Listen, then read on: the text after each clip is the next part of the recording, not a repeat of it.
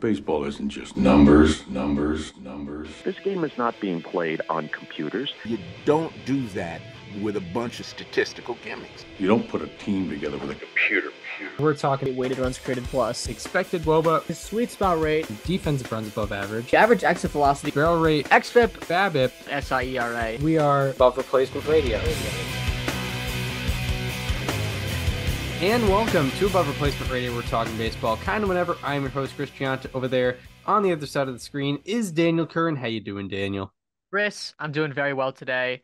It is the last podcast before the big day on Tuesday, Election Day, January 23rd, 2024.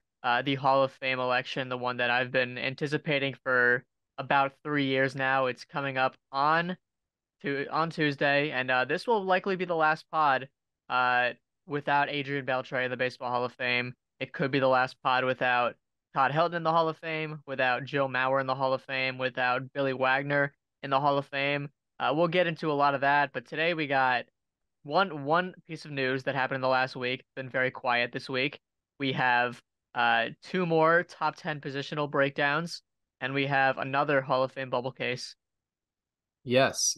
One last bubble case before the election, or the results of the election come out, which is very fun. So much that's undecided, and so much that we don't really know heading into Tuesday, which makes it all the more exciting. There have been instances where it looks like, oh yeah, there's definitely one guy but not others, or there's definitely no one going in, like in 2021.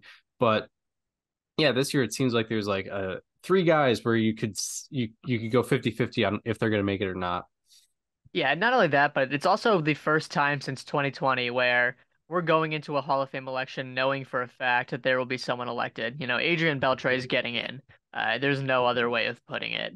And he's probably going to get 95+% of the vote, which is excellent because he deserves it.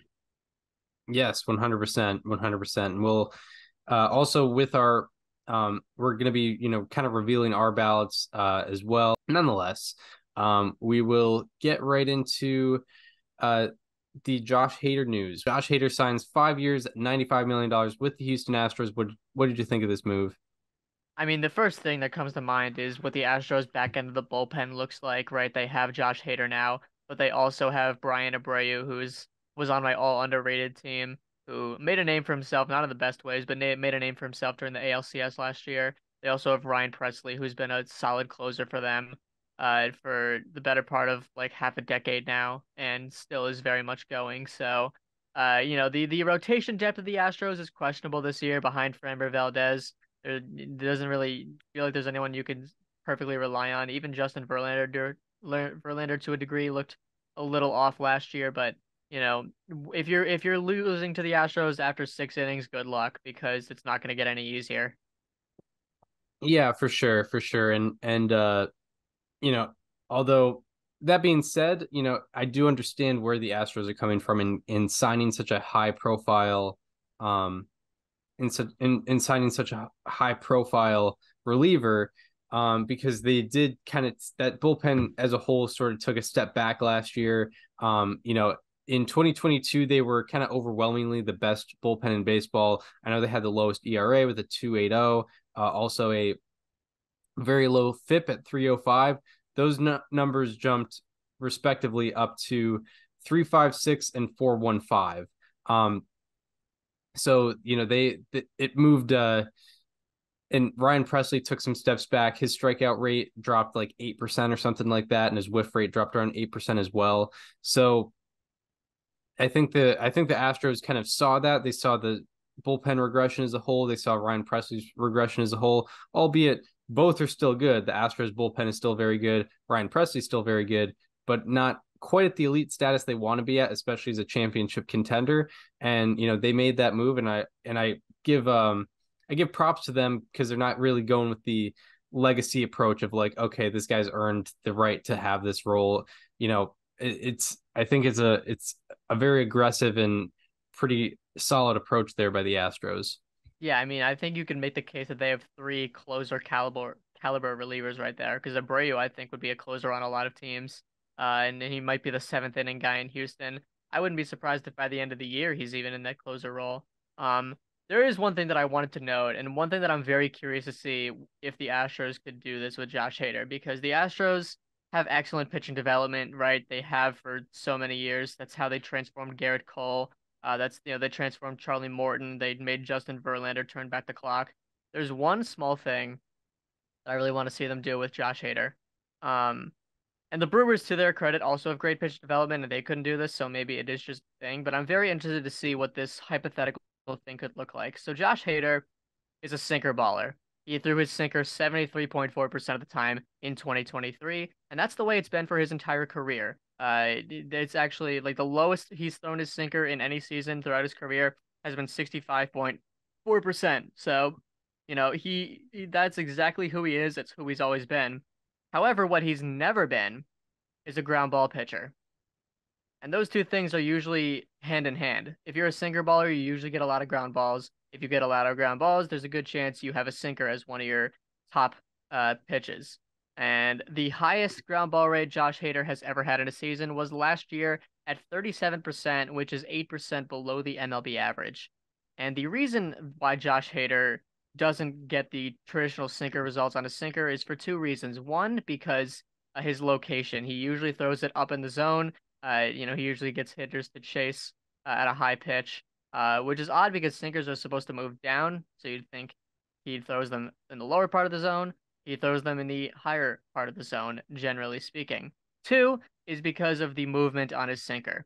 Now, I mentioned this a couple shows ago, but his sinker has 99% active spin, which means that 99% of the spin that comes from his sinker, or of the movement that exists on his sinker, is because of its spin. There are other things that control the movement of a baseball, but 99% of it for Josh Hader's sinker is its spin. Now, we talked about this with Marcus Stroman last week. The best way to get a high ground ball rate on a sinker is to have spin not contribute to its movement. There are other impacts like the Magnus effect. Like Foolish Baseball did a very good video explaining what that is. Anyway, what I'm trying to say here is if the Astros can decrease the active spin on Josh Hader's sinker and he can make him into a ground ball pitcher, he could be even better than the pitcher we've already seen him be in the previous decades worth of seasons. Right. Yeah. I'm curious what the goal of his sinker is, because it really just seems like a four-seam fastball. Even just viewing it personally, It is. It looks like a four-seam fastball, and it moves like a four-seam fastball. And I don't know if he wants that pitch to be a ground ball pitch necessarily. Although, obviously, it would be interesting if they wanted to do that. But his sinker had last year, for example, his sinker had 9.8 less inches of drop than the average sinker, which is a high amount. And the year before that, it was 8.2 less inches of vertical drop than the average sinker. And as you mentioned, he always throws it up in the zone, and he gets a fair amount of whiffs on it. He has a 28% whiff rate on his sinker, which would probably be among the highest. So I don't even know. I wonder if you ask Josh Hader himself if he classifies that as a sinker, because just observing it, I feel like it just seems like a four-seam fastball, and for whatever reason, StatCast just classifies it as a sinker. It probably has he probably uses the twos. Right. Yeah. But aren't we only 2 years removed now from Josh Hader giving up 1.44 home runs per nine and having a 5.22 ERA because of it, and a 15% home run to fly ball ratio? Something that is 13% over the course of his career. I guess, but I mean, he's coming off a year where hitters only slugged 270 off of it, 22-degree launch angle, which that it's can be seen.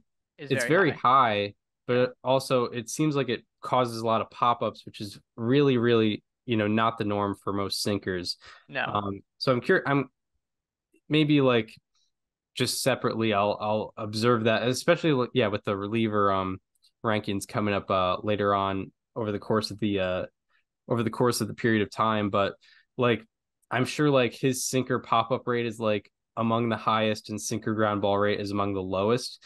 And I feel like that it sort of just acts as his four seam fastball, because I don't know, it just doesn't seem normal like this, especially considering the differences in his sinker drop as opposed to the other pitcher sinker drop.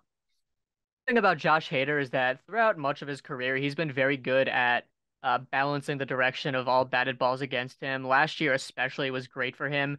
31.9% of his batted balls against were pulled. 33.6% were straight away. 34.5% were to the opposite fields. With him going to Houston, I would be very concerned if of like 38% of his batted balls against were pulled. Because if he's giving up a lot of a lot of fly balls, and he's giving up a lot of pulled batted balls in Houston, where he's traditionally going to face righties more than lefties, that could be a little concerning. Yeah, does he have a pull rate above normal? No. So it is a little below normal. Yeah, and it's something. Yeah, like I said, it's something that it is very good that he's been good at throughout his career. Because if that was a problem for him, I don't think it would go as well in Houston as it's gone in previous destinations for him. Right. And yeah, like with him being a Brewers pitcher, like it's a hitter's park, but it doesn't have any necessarily like cartoonishly home run type areas. And yeah, I'm looking at Josh Hader's sinker numbers, and among 96 pitchers with 200 batted balls against sinkers over the past 3 years, Hader has the second highest pop-up rate against on his sinker. And then I'm curious where that translates in terms of ground. Who was number one? Drew Smyly. And then Josh Hader also has the lowest ground ball rate of those 96. So yeah, I'm curious what he views the purpose of a sinker as. I am also very curious because part of me wonders, I don't think there's going to be any change because he's already been successful as a pitcher with that sinker for so long. But I can't help but wonder what it would look like if he got the traditional sinker results. Also worth noting, Drew Smyly in 2023 had 99th percentile active spin on his sinker as well. Yeah, right. So yeah, I'm wondering where that, like, because Hader he's still like a very, very solid strikeout pitcher and also garners a lot of pop-ups. So I don't even know if it would be best for him to try and be a ground ball pitcher at this stage in his career right now. Maybe in a different stage though. Yeah, maybe in a different stage. If maybe in year 4 or 5 down. of this contract. Right, exactly. Yeah, it's an interesting observation to make. It's just, yeah, it's very weird how also, like, not only is his vertical drop well below average, his horizontal movement is well below average for a sinker. So that basically means that it's more like a four seam fastball than most other guys who have sinkers. So yeah, maybe I'll have to just watch some Josh Hader tape and see what that looks like. Yeah. But yeah, it's definitely very interesting. Yeah, I mean, if you look on Savant, like it has two seam movement. Okay. Like yeah. It shows the little animation of the axis the ball spins at, and it spins at a two seam movement rate. Yeah, that's so. I mean, that's why it's classified as a four seam fastball and spin like a four seam fastball, or not spin like a four seam fastball, but it moves like one. Yeah, he must just not like use any finger pressure to throw it that makes that manipulates it anyway. Because I think that's how most people throw the sinker, is whether it's a different wrist action or finger pressure thing. Yeah. So anyway, welcome to ARR, where we do a 10-minute segment about the active spin on Josh Hader's sinker and how that will affect his time in Houston. Yes. You know, we've we've both rejected at least 10 jobs with MLB teams as their, as pitching advisors, just on the side as we're doing our own work. But we're just dedicated to the craft, and we just want to stay fans. But yeah, sorry to all the MLB teams who we rejected to be, like pitching development people there. Yeah. Yeah, but nonetheless, yeah, anything more on the on the Josh Hader deal? I think that was It kind of sucks for the we all thought he was going to go to the Rangers. yeah. Like, Yeah, no, it made the fit made sense. It was the one place where the Rangers really needed to make upgrades. And they've shown in the past that they're not scared to spend big money. I thought it made all the sense in the world. yeah, and I mean, also the Rangers have been kind of quiet in the off season, which that hasn't been the case the past couple years. So I guess more acceptable to be a little bit more quiet this offseason. But yeah, not quite what we expected, but there's still time. Yeah. Um, So now do we want to get into some rankings? yeah, sure. So yeah, this week we have the corners of the infield. We have first base and third base, and yeah, so we'll get right into them. And just before we start speaking, we do kind of reference a lot of underlying numbers with these rankings, like whether it be expected results, strikeout rate, walk rate, average exit velocity, barrel rate, batted ball metrics like line drive rate, sweet spot rate, fly ball rate, ground ball rate, and that's just. And we talk about those typically more than the on the surface numbers, because that's typically what's going to project the next year of like, okay, if this guy improved his barrel rate and he keeps that up, he's probably going to hit more home runs, or on the contrary, if he had a higher ground ball rate last year, he's probably going to not have as good as not have as good of offensive results this year. Or if he hit the ball harder this year, he's going to have better results. So all that is very important when we're talking about projecting these players for 2024, because these lists are a projection of what we think they're going to do in 2024. But with all that being said, we'll start with first base. What do you have for number 10? So at number 10, this might be starting out with a hot take. I feel like you'll probably feel very similar about this guy. But if you showed us this tape 2 years ago and showed me putting this guy at number 10, I feel like we'd be wondering what happened. But I am putting Vlad Guerrero Jr. as my number 10 first baseman starter. Have not seen 2021 Vlad really in any capacity since that season. He hit 264 last year with a sub 800 OPS, and first percentile infielder in outs above average with -13. He has been a very, very subpar base runner with -7 BSR. So because of that, his WAR has really suffered. He only had one win above replacement last year, with only a 118 weighted runs created plus, which, for a guy like Vlad Jr., you got to expect more. There's been a lot of concern with the decline in him. I think the biggest one is the power decline. In 2021, he had a 290 isolated power, even with a 311 batting average. Between his slugging percentage and his batting average, it was 290 points. That's excellent. That means he's mixing in a lot of power. It means a lot of his offensive game is related to power. And this year it was only 179. It was 111 points lower from. So with the combination of running and the decline in offense, I feel like we had to bump him down quite a few spots from where we would have previously had him. But he's still only going into his age 25 season. He still had very good exit velocity numbers last year. He hit the ball hard. He doesn't strike out a lot. He walks a much better amount, or he walks a pretty good amount. He walks about 10% of the time. I believe that upside is still in there, but it's hard to see right now with what we've seen out of him in the last couple of seasons. Right. And I feel like no matter who's putting out the rankings are kind of gonna vary on Vladimir Guerrero Jr. I know he was number 7 in the MLB top 10 first baseman right now, MLB Network.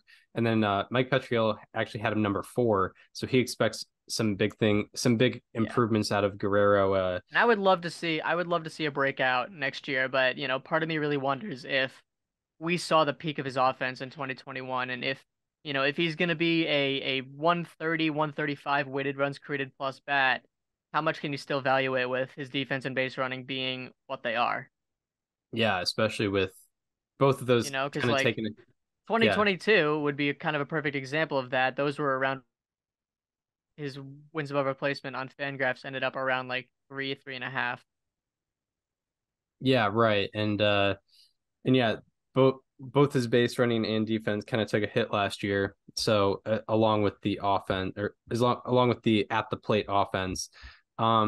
So nonetheless, yeah, my number 10 is from the hometown team, making a debut here. He's coming off his rookie season in which he finished, I believe, 3rd in the Rookie of the Year vote, if I'm not mistaken. But yeah, I'm talking about Tristan Casas. And in ARR his alum Tristan Casas.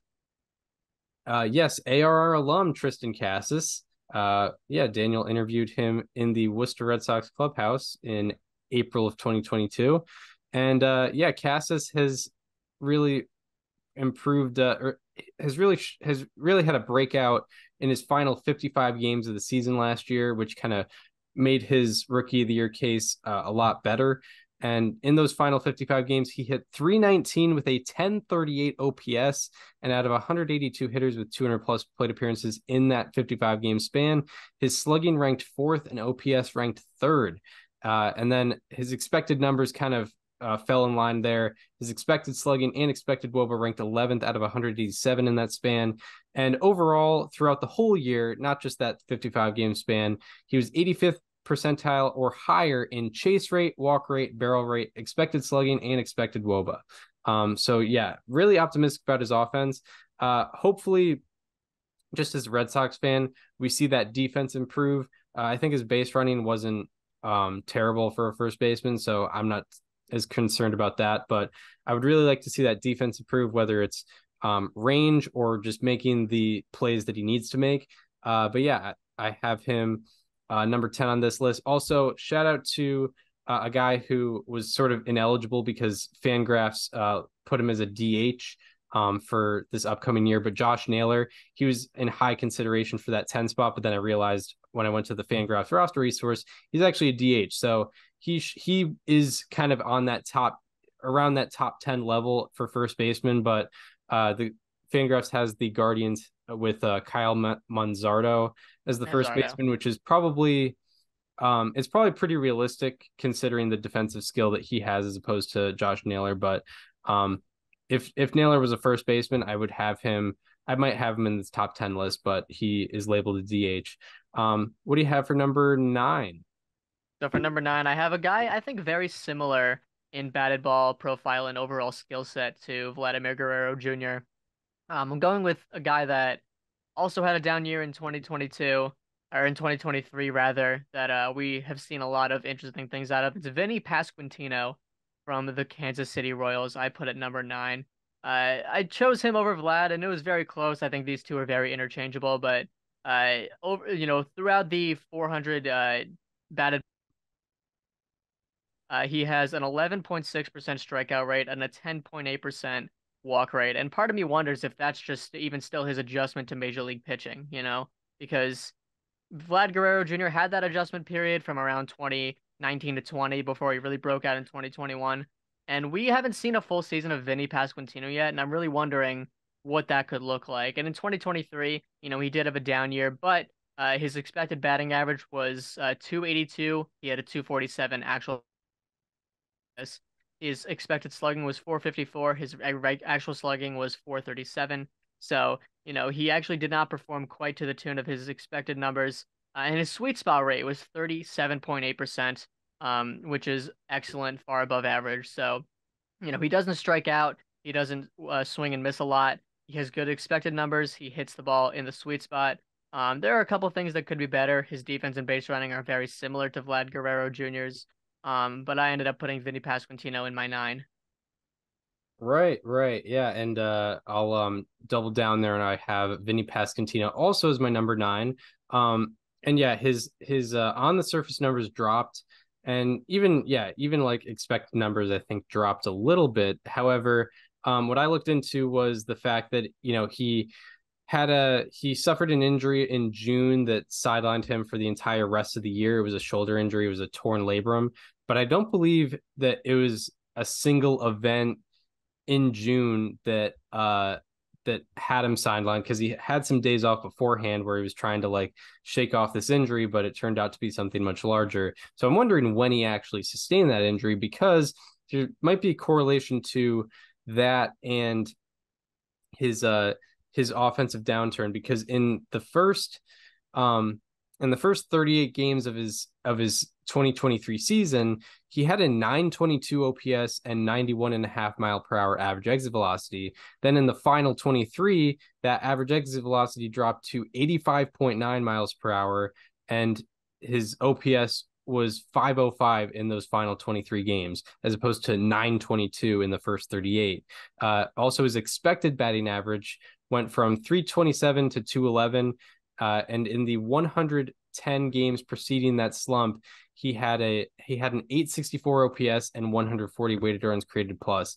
So I think part of it was just he sustained some sort of injury maybe in May, and that may have been what dropped his offensive performance, because as noted in those stats, like his underlying numbers went down, that average exit velocity went down significantly. So I'm wondering if he just didn't have the power, didn't have just the capable body ability to perform offensively like he was previously, because those previous 110 games of his career, he was a 140 weighted runs created plus guy, which is really, really impressive. So I'm kind of banking on that, being optimistic about that pre-injury stuff, or what I surmise is a pre-injury thing. So yeah, I'm pretty optimistic about his offense, and he's one of those guys where like better defense and base running would put him higher on this list, but I have him number 9. What do you have for number 8? Yeah, number 8, this is where I put Tristan Casas. You mentioned his final 55 games of 2023. I went even further and looked at his last 71 games, going back to June 16th. So most of his season, or a good chunk of it, where he hit 311 with a 986 OPS, a 401 on base percentage, 17 home runs, 35 walks. And he was one of the best hitters in the league. You had the stats ready to go. And he ended up, despite being really, really bad in the first couple of months there, he finished the season with a 129 weighted runs created plus, a 13% walk rate, which also kind of rose in the last few months there. But yeah, I mean, he hits the ball very well. He had a 370 expected weighted on base average. He had a 500 X slug, which was actually higher than his actual slugging. He averaged over 91 miles per hour in exit velocity. He barreled the ball well. He didn't chase it all, which meant he walked a lot, and he also hit it in the sweet spot a lot. And yeah, the defense and base running, again, kind of an issue. I mean, this is a theme we're going to see with a lot of first basemen, because first base is generally the hardest defensive position to accumulate good defensive statistics. We'll probably point out the one guy that we both have on this list that excels at that sort of thing. So yeah, I mean, I think Casas, Pasquantino, and Vlad are all very similar right now going into 2023, but I really like the upside that Casas showed more recently than the other two, right? Vlad and Pasquantino are both coming off down years. Casas is coming off a 3-month stretch, 4-month stretch in the season where he was one of the best hitters in all of Major League Baseball. Right.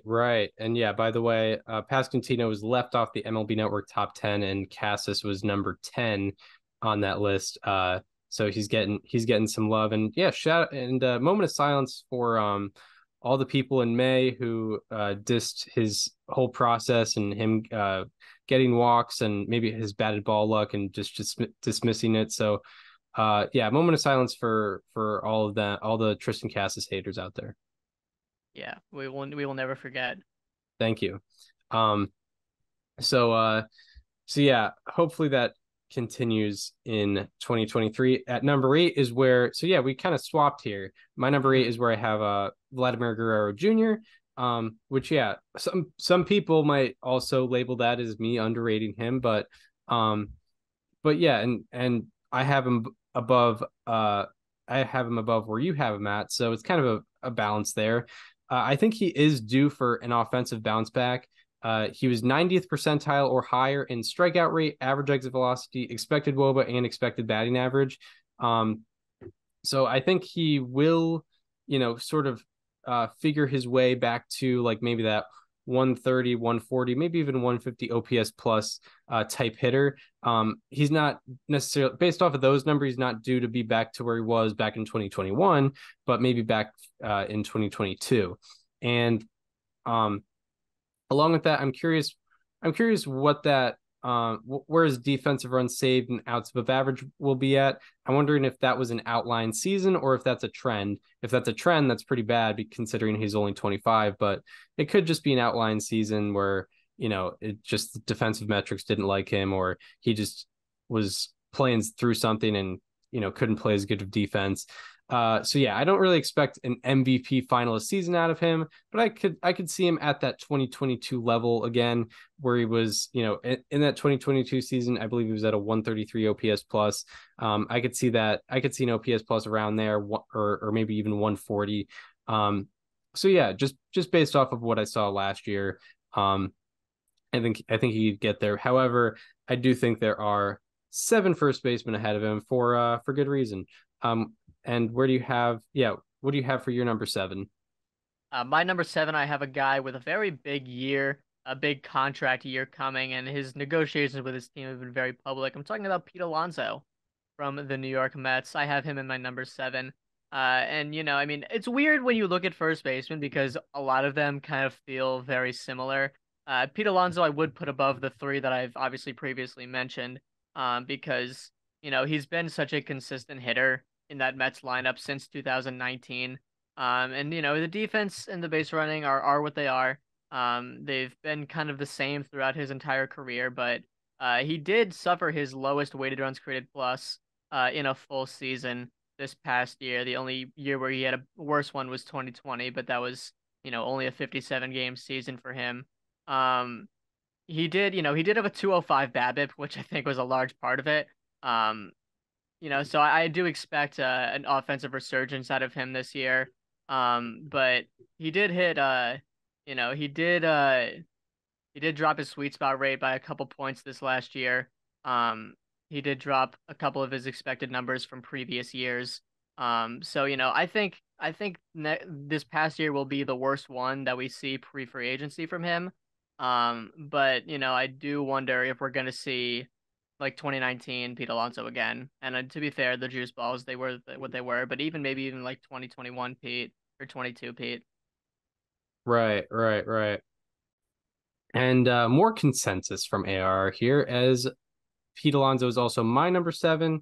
And yeah, with Pete Alonso can be a complicated conversation depending on who you're talking to. For the novice, I think they really like Pete Alonso. I think that's why he kind of gets overrated sometimes because of the home run numbers, the RBI numbers.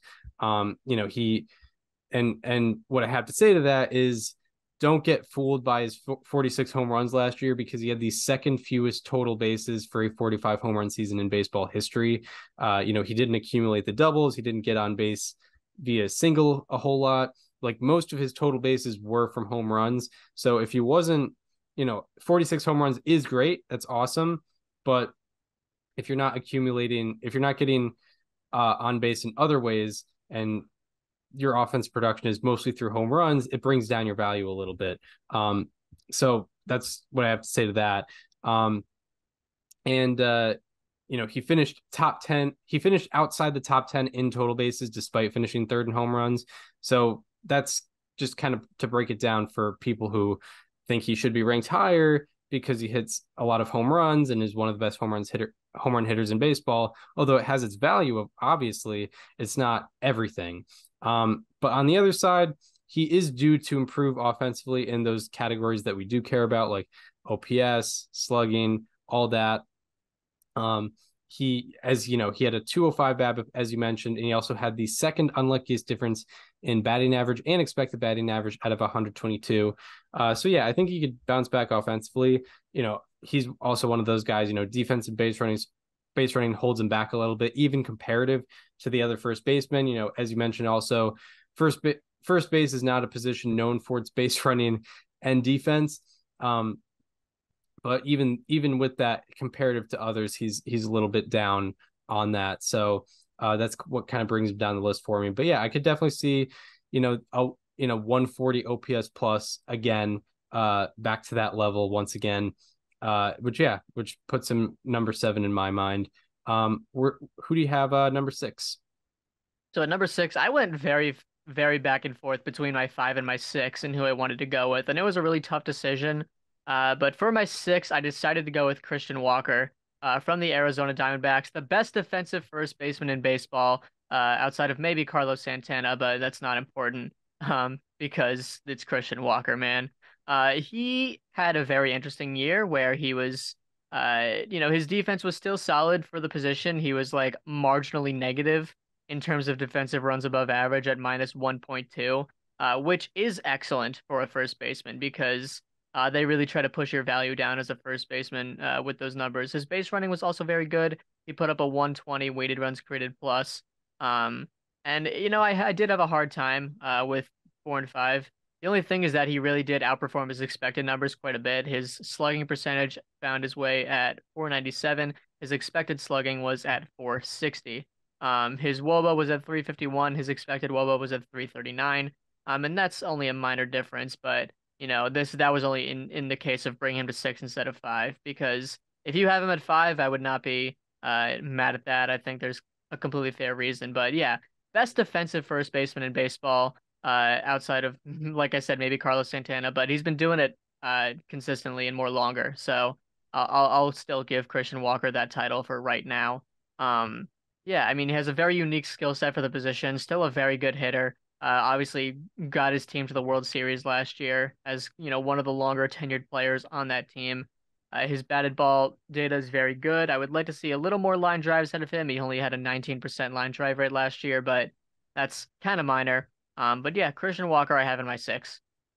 Yeah, Walker is very good. He was part of my all underrated team. I also have him number 6. Yeah, he's just like looking at his 2022 and his 2023, very, very similar. And that's a good thing. Like they were both pretty good seasons, like both very, very good seasons. He had a 125 OPS plus and 14 outs above average in 2022, and then a 123 OPS plus and 11 outs above average in 2023.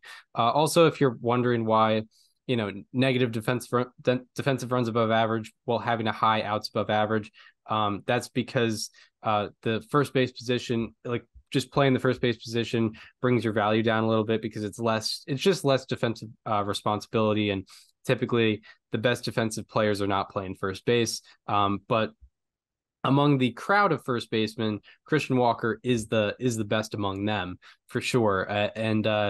That leads to him having the 5th most F4 among first basemen since the start of 2022, which makes it pretty easy to put him in this list. I think the only reason why I don't have him higher is there's another guy who just he's picking up the first base position this year, who already has a tremendous track record.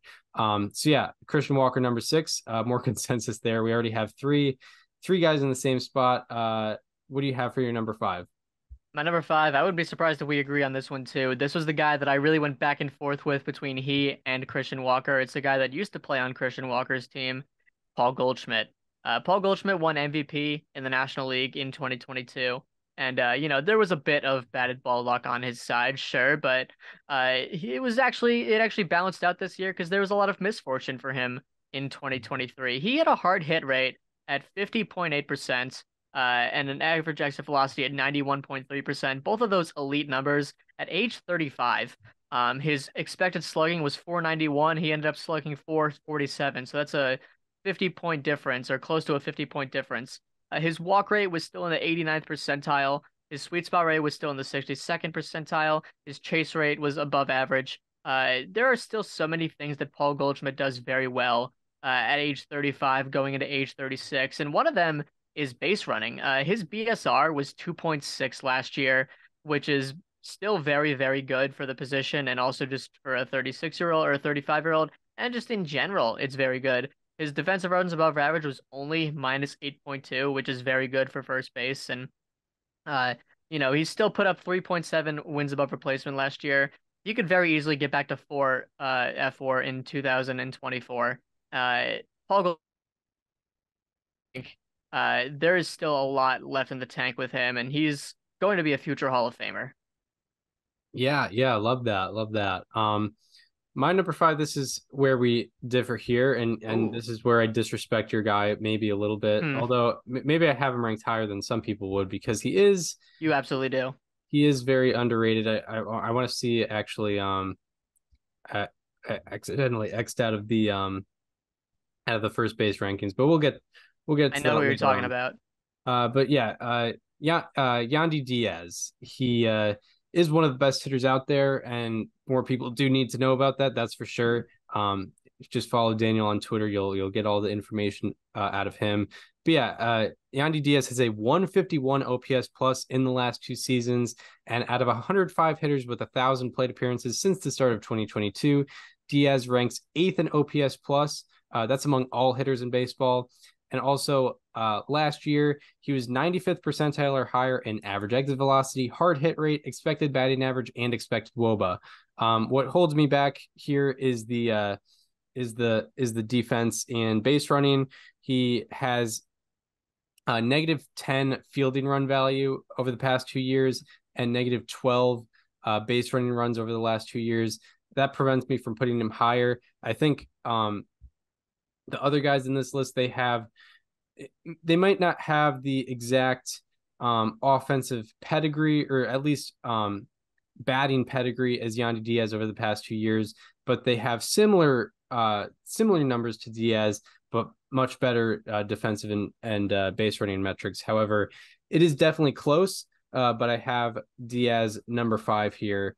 Do you have him number 4, or do you have him even higher?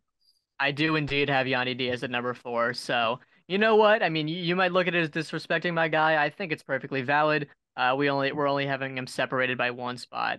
Yandy Diaz, to me, is the most underrated hitter in all of baseball. Since the start of 2022, he has a 314 batting average, which ranks 3rd among all qualifiers.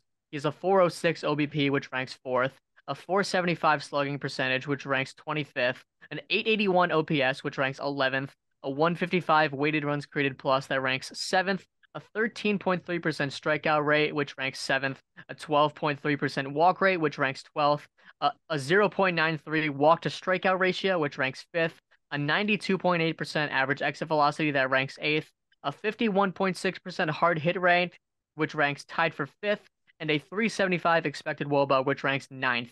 That is all since the start of 2022. I think Yandy Diaz is a top 10 hitter in the game right now. I think there are not 10 hitters that you can confidently say are better than Yandy Diaz. In fact, Chris, do you know how many first basemen had a higher weighted runs created plus than Yandy Diaz in 2023? Would that be 1 or 2? It would be 0. He had a higher weighted runs created plus than Freddie Freeman. He had a higher weighted runs created plus than Matt Olson.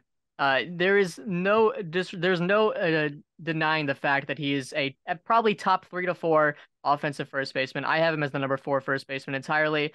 And yes, I do agree the defense and base running are not very good. Even by positional standards, he had a -7 BSR last year, which was very bad. -12.1 defensive runs above average is kind of on par with the rest of first basemen out there. But yeah, he hits the ball very hard. He sprays it very evenly among the field. He's a guy that hits 44.3% of his batted balls straight away, which is very good for a guy that has a high ground ball rate, which he does 52%. Reasonable line drive rate at 23%. Power's not exactly his thing to the degree of everything else, but he still did hit 22 home runs last year. He slugged 522, and put up a 932 OPS. And yes, the defense and base running are what they are. But I think Yandy Diaz is the number 4 first baseman. I did put only 3 guys above him. And yeah, he did have a higher OPS or weighted runs created plus than Freddie Freeman and Matt Olson last year.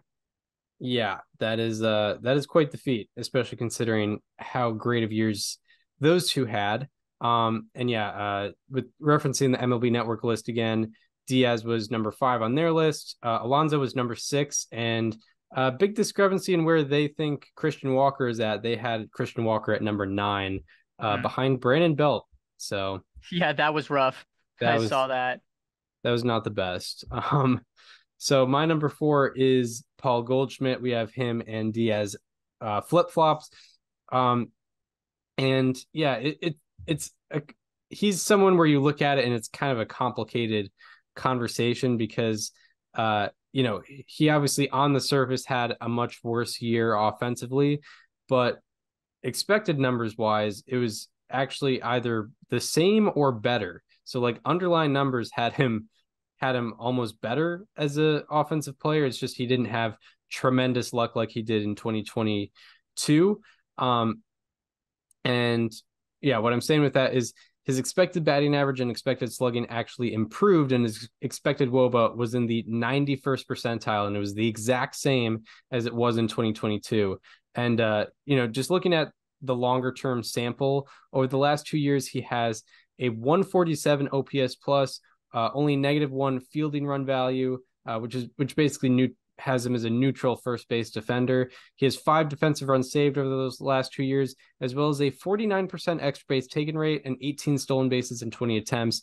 That 49% extra base taken rate is around 7 percentage points above league average, which is very, very good for a first baseman who's not necessarily known for crazy athleticism. So yeah, I think his underlying numbers suggest that he'll be a little bit better this upcoming year, unless age kind of plays that role. But we haven't really seen any evidence of that yet with his age and whatnot, because he's heading into his age 36 season. So we haven't seen any evidence of that yet. So I can't hold it against him necessarily quite yet. So yeah, now on to number 3. So at number 3, this is where I put Bryce Harper.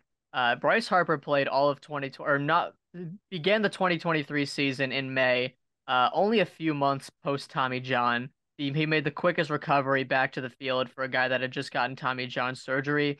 And what did he do? He still put up a 900 OPS. He still hit the ball at an average of 91.8 miles per hour. He still put up a 290 expected batting average for a guy with ironically, a 45% ground ball rate, but his batted ball metrics were a lot more interesting this year. He did have a high end ground ball rate, a low end fly ball rate, for at least not a low since 2015. That was actually an okay season for him too, though. But he also did it while learning a new position for the first time. And I think the reason I don't have him 1 or 2 is because I want to see what a full Bryce Harper season at first base looks like. His defense down last year in comparison to where they've been in previous years, but regardless, he is still the hitter that he's been throughout the majority of his career. He's still had a 500 expected slugging, or excuse me, a 530 expected slugging and only a 500 actual slugging. He still had a 15.2% barrel rate. He still had a 36% sweet spot rate, and he still walked 15% of the time. There is still so much that he is excelling at with in terms of offense. And no matter what he goes through, he still is going to be that guy. I have him as, and yeah, I mean, like I said, first full season at first base this year. I'm interested to see how it goes, but for right now, I do have 2 first basemen above him. Right. Yeah. I also have Bryce Harper number 3. And MLB Network put him number 2. They put him above Matt Olson, and I kind of understand where they I kind of do too. But yeah, just to break down Bryce Harper, he's been consistent with his offense when he's been on the field these past 2 seasons. 146 OPS plus in both 2022 and 2023, which obviously very good numbers. And why I say I kind of get where MLB Network is coming from and putting him above Olson is he has been 97th percentile or higher in expected WOBA each of the last 4 seasons. So his quality of contact as well as strikeout and walk rate have been so solid each of the past 4 seasons to put him 97th percentile or higher, from 2020 or from the 2020 season on. Also, I'm pretty optimistic about his defensive ability. He had 3 outs above average in only 30 games at first base last year. I'm not saying that rate will keep up, but it means that even as at a new position, he was playing positive defense, which is really, really good. And I think those, defensive runs above average numbers, they went down because obviously when you play first base, that value brings it down. And also you played a good bit of DH. So that takes away from your defensive value with the defensive runs above average and defensive wins above replacement. But yeah, I'm optimistic to see, especially for such a good athlete and a guy who I think is heading into only his age 31 season. I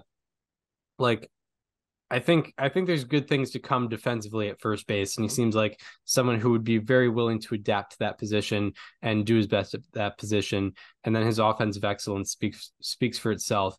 I think me putting Olson above him is less a diss to Harper and more just an appraisal of what Olson has been doing and did last year. So without further ado, who's your number 2 first baseman? I mean, I don't even think we needed it without further ado, as if there was any sort of shock value to it. I'm putting Matt Olson at number 2. A lot of this list felt like it really wrote itself. I don't know about you, but this one was, I think, the easiest one to make with the least amount of, going back and forth between guys. Yeah, I mean, there was a clear number 1, a clear number 2, and to me, a clear number 3, in that order. But yeah, Matt Olson put up a 160 weighted runs created plus last year, and he put up 54 home runs, the most in Atlanta Braves history by people that judged 2021 Salvador Perez standards. It was the best season in Braves history. You know what I'm talking about? Yeah, I mean 6.7 wins above replacement as a first baseman with rough defense is pretty outstanding. And it came for good reason, right? A 557 expected slugging. I know that his actual slugging was a lot higher, but having a 604 expected slugging is very difficult and really something that only Aaron Judge does, and that's kind of it. He's actually a very strong base runner for his position. He has 81st percentile base running value, or that's what he put up last year, and he had 1.5 BSR last year. So having positive base running metrics from the position is very good. Especially in his first, his second year with the Braves, really fully acclimating to Atlanta. He hit the ball very hard. He walked a lot. There's so many things that he did extraordinarily well offensively. The 54 home runs, they don't feel like an accident. They really don't. When you see how hard he hit the ball, when you look at his 34% fly ball rate last year, when you look at the fact that he's a left-handed power hitter in Atlanta, it all makes sense. And it feels like something that he could actually replicate next year. Yeah, 100%. I have Matt Olson number 2 as well. Last year, among National League players, he was first in slugging, second in OPS, and he led the entire MLB in home runs and RBI in 2023. Part of that is credited to a big boost in fly ball rate. You mentioned that very high fly ball rate at 34%. That was a big boost from around 28% back in 2022. Also, his home run to fly ball ratio went up.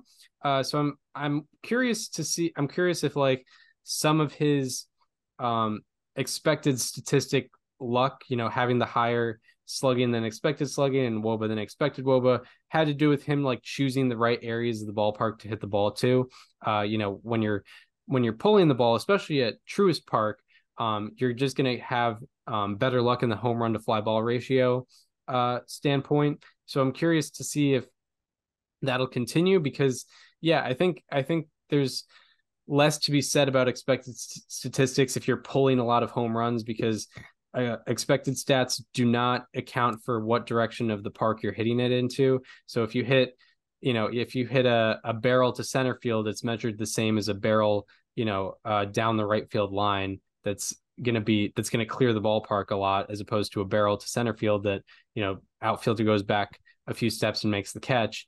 So those two are measured the exact same in expected statistics as kind of the main flaw with it. Although obviously I do like them, but nonetheless, that's why I'm not looking as deep into the expected numbers with Matt Olson, because that's something I did consider with Bryce Harper. Bryce Harper had a better expected metrics than Matt Olson last year. But I think Olson, there's a little bit more to look at there, but also with Matt Olson, He was one of the beneficiaries of the shift rule. He had a 115 average on pulled ground balls in 2021 and 2022, and that boosted to 205 in 2023. And also with Olsen, one of the underrated parts of his game is staying on the field. He's only missed 6 games in the last 4 years, and hopefully that continues. So yeah, now on to number 1. Yeah, I mean, number 1, it's Freddie Freeman. I'm sure he's your number 1 as well. I'd be pretty disappointed if he wasn't. I mean, I don't know. He's a guy that needs no introduction, right? Like, how else are you supposed to talk about Freddie Freeman being number 1 other than he pretty much excels at every single aspect of baseball. He hits the ball very hard. He had a 90 mile per hour average exit velocity last year. He places the ball extremely well. He had a 46.6% sweet spot rate last year, good for 100th percentile. Even going back through the StatCast era, since 2015, he has a 42.8% sweet spot rate, and the lowest one he's ever had in a season is 37.2%, which is still like very, very good. He's going into age 34 right now, and it still feels like he still plays. Doesn't feel like his prime is ending anytime soon. In fact, I feel like he keeps getting better. One thing that he has kept getting better at, specifically since he's joined the Dodgers, has been base running. He's put up back-to-back 5 BSR seasons since he started his tenure in LA. Those are the best BSR seasons he's had throughout his entire career. Whatever base running decisions the Dodgers are having to make or that he's been making in LA, they've been the best of his life. He put up 7.9 wins above replacement last year at the first base position. His defense was like moderately fine enough to where it didn't put him down too far. He still doesn't strike out a lot. He still walks at a good enough amount. He still mixes in power a lot. He had a 235 ISO last year, his highest in a full season since 2019 when the balls were juiced. There is literally, I don't know what else. I feel like I'm just rambling here, but I mean, there's quite literally not a single thing that Freddie Freeman doesn't really excel at. He even stole 23 bases last year, so you can't even really say that. Yeah, that was actually pretty crazy. Yeah, and by the way, when we're referencing base running runs or BSR, that's just how many runs above or below league average that you score for your team through base running, and that's measured a lot through obviously stolen bases and the stolen base to caught stealing ratio, as well as extra base taken. So going first to third on singles, first to home on doubles, and second to home on singles. So that's what we're referencing with the lingo. And yeah, I also have Freddie Freeman number 1. Yeah, I'm a big Freddie Freeman fan because yeah, I think he should get more credit in the one of the best players in baseball conversation. He's just been that guy for a little bit here, especially the past 2 years. And over the last 2 seasons, he is second among all players in FWAR, second among all players in batting runs and extra base hits, and he leads the MLB in hits, times on base, doubles, and total bases in the last 2 seasons. He also has 4 outs above average in the span. He was 23 for 24 in stolen bases last year, and he has the most base running runs among first basemen in the last 2 seasons. So he's not only been like the best hitter among first basemen over the last 2 seasons, he's been the best base runner and an above average defender. So yeah, I think not only is he the best first baseman, he's one of the he's like a top 5 player in all of baseball. So yeah, he is that guy. Yeah, you mentioned the great batted ball metrics. He also doesn't strike out typically. He also has a strikeout rate usually around 15, maybe at most like 17%. Yeah, he's an absolute excellent player. Seems like a nice enough dude as well. So yeah, congratulations, Freddie Freeman, number 1, just like MLB Network. Yeah. Do we want to go through our top 10 again? Yes, it is a lot of consensus here. Mm-hmm. I think we had the same 10, just like not the same order, but we had the same 10, right? Yes, we did. Yeah. What is your 10 through 1? So my 10 through 1 is Vlad Guerrero Jr. number 10, Vinny Pasquantino number 9, Tristan Casas number 8, Pete Alonso number 7, Christian Walker number 6, Paul Goldschmidt number 5, Yandy Diaz, number 4, Bryce Harper, number 3, Matt Olson, number 2, and Freddie Freeman, number 1. Yeah, and my number 10 is Tristan Casas, number 9, Vinny Pasquantino, number 8, Vladimir Guerrero Jr., 7 is Pete Alonso, 6 is Christian Walker, 5 is Yandy Diaz, 4 is Paul Goldschmidt, 3 is Bryce Harper, 2 is Matt Olson, and 1 is Freddie Freeman. So we had, I think, 6 players in the exact same spots with Pasquantino, Alonso, Walker, Harper, Olson, and Freeman. So yeah, it seems like a fairly easy position to evaluate as opposed to like left field, starting pitcher. Those were some tough ones. And I'm sure we'll have more tough ones upcoming. But yeah, good good first base list. Yeah. And yeah, are we ready to move on to the other side of the infield? Let's do it. This list was a lot harder than first base, and one of the harder ones that I think we've done so far. Yeah, third base is interesting, especially considering some of the legacy guys you have there. You have some newcomers in there. I think first base was kind of cut and dry in terms of legacy, and there were maybe a couple newcomers, but none that you could say like would be top 5 guys immediately. But third base is different. So yeah, we'll get into third base. I'll start here since you started the first list, but I'll start with my number 10, which is Ke'Bryan Hayes. And Ke'Bryan Hayes, I have him here. He is maybe the best defensive third baseman in baseball. I would probably just say it. I think he is the best defensive third baseman in baseball, just based off of the numbers. And that is a huge thing to say considering the legacy at that position with Matt Chapman, Nolan Arenado, Manny Machado, even Jose Ramirez has had some great defense as well. But Ke'Bryan Hayes is probably the best defensive third baseman in baseball, and I'm very optimistic about what he brought offensively.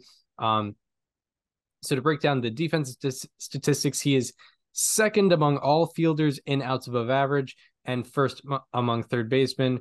And why I'm optimistic about him offensively is he has had an increase in sweet spot rate and decrease in ground ball rate in both 2022 and 2023.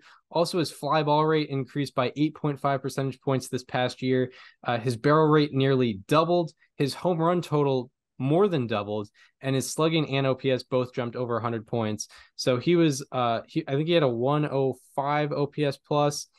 So if he's an average offensive player while being the best defensive third baseman in baseball, he's definitely a top 10 guy for me, and that's what I expect to happen with Ke'Bryan Hayes.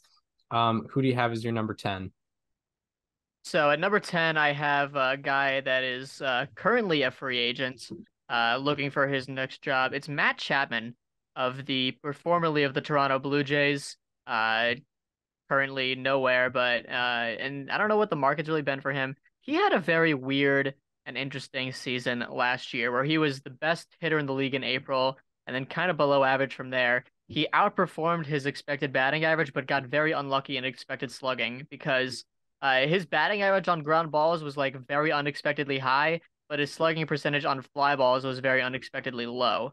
He had the 100th percentile hard hit rate last year at 56.4%, 93.4% average exit velocity. So you might wonder, like, how do I put a guy at 10 that, did that, who had that kind of average exit velocity and that kind of hard hit rate? And the things that kind of bumped him down for me was, one, the luck on ground balls. I think that like upped his stats a little bit and even kept him like above average in weighted runs created plus. I feel like we just haven't really seen the defensive seasons that we are used to from Matt Chapman. When he was in those days in Oakland in 2019, 2021, he was a premier defensive, player, kind of the way that you just spoke about Ke'Bryan Hayes. And he just hasn't really been that guy in the last couple of seasons with Toronto. And I really want to see it come back. And I don't know. I think the batted ball distribution is interesting. Maybe it could be better. I kind of want to wait. I think a lot of the reason I put him at 10 is I really want to wait to see where he goes before I have a true ranking for him. Because if he goes to like Cincinnati or something, I don't think he will. But if he goes to Cincinnati, where he'll have a lot more fortune on fly balls, and that's excellent. If he goes to somewhere like, I don't know, Detroit, where I had him going in my free agent projections, I don't know if I love the fit for him there. with the batted ball tendencies. So Matt Chapman is at 10, although he could be a guy that I think more highly of depending on whatever team he goes on. Right. So yeah, now on to my number 9. I have Isaac Paredes. I believe he was on your all MLB underrated team. MLB all underrated team. Isaac Paredes has kind of established himself, especially over the past year. And going back to the start of 2022, he is 7th among current third basemen in home runs, OPS, and weighted runs created plus, and he is 9th in FWAR, which makes sense that he would be a top 10 guy. In this span of 2 years, 15% of his batted balls have been pulled fly balls, which is the second highest rate out of 204, and 52% of his fly balls have been pulled, which is the highest rate out of 268. And I mentioned the pulled fly balls, not to just say a weird thing about him. That's just because he has high differences in WOBA and expected WOBA, and that is the main reason, is because he pulls a lot of fly balls, and therefore his home run to fly ball ratio is above normal, and that makes it so that, because he has a disproportionate amount of pulled fly balls, that's a disproportionate amount of fly balls that are going to shallower ends of the ballpark and heading out of the ballpark, which is why he has a high home run total. And those batted balls, if they were hit to the straightaway part of the ballpark, dead center, those wouldn't be out of the ballpark, which is why a lot of the time he has a higher actual numbers than expected numbers. But it's not something I'm concerned with, because it just has less to do with him getting lucky on balls in play, as opposed to just hacking the expected number algorithm or whatever. But yeah, I have him number 9 because he's just been very offensively consistent the past couple of years, especially last year. Who do you have as your number 9? Now, the beautiful thing about Isaac Paredes is, it doesn't matter what your expected numbers are. If you just pull as many fly balls as possible, you'll find your way into enough home runs to be an above average hitter. And that's exactly what he does. Because, if you look at his expected numbers, you'd be like, wow, this guy's awful. What? But yeah, funny enough, I actually had him as my 11, believe it or not. Wow. Yeah, and I think the guy that I put that you didn't put is in my 9. It is Royce Lewis. Oh, yeah. Yeah, I really liked what I saw out of Royce Lewis last year. Only 58 games in 239 plate appearances, but a 155 weighted runs created plus and 2.4 FWAR. That is, think about if someone put up a 2.4 FWAR in 2020, right? That would be around close to MVP status. What was Jose Ramirez's FWAR in 2020? I think it was around 3, maybe. I know it changed because right, because they changed the WAR. Yeah. Anyway, going back to Royce Lewis, I know his expected numbers were not as good as he put up, but they were still very good. A 481 expected slugging percentage, a 265 expected batting average, 351 expected WOBA, all of those above average. For a guy that has gone through as much as he has throughout all the years, to finally get a full shot in this game and perform to the way he did, do that same thing, I think really amazed me. He hit extraordinarily well against fastballs last year. He hit 339 with an 821 slugging, and his expected numbers were still expected batting average with a 719 expected slugging, 5.4 run value per 100, and I believe out of every batter to have at least 50 plate appearances on any pitch, Royce Lewis's 5.4 run value per 100 against fastballs was the second highest, or maybe the highest. It was very, very far up there. He also hit sliders very well to a value per 100. What that means is that for every 100 of such pitch that he sees, the results that he produced on them produced approximately that many runs for his team, which is outstanding. There's a lot to like about him.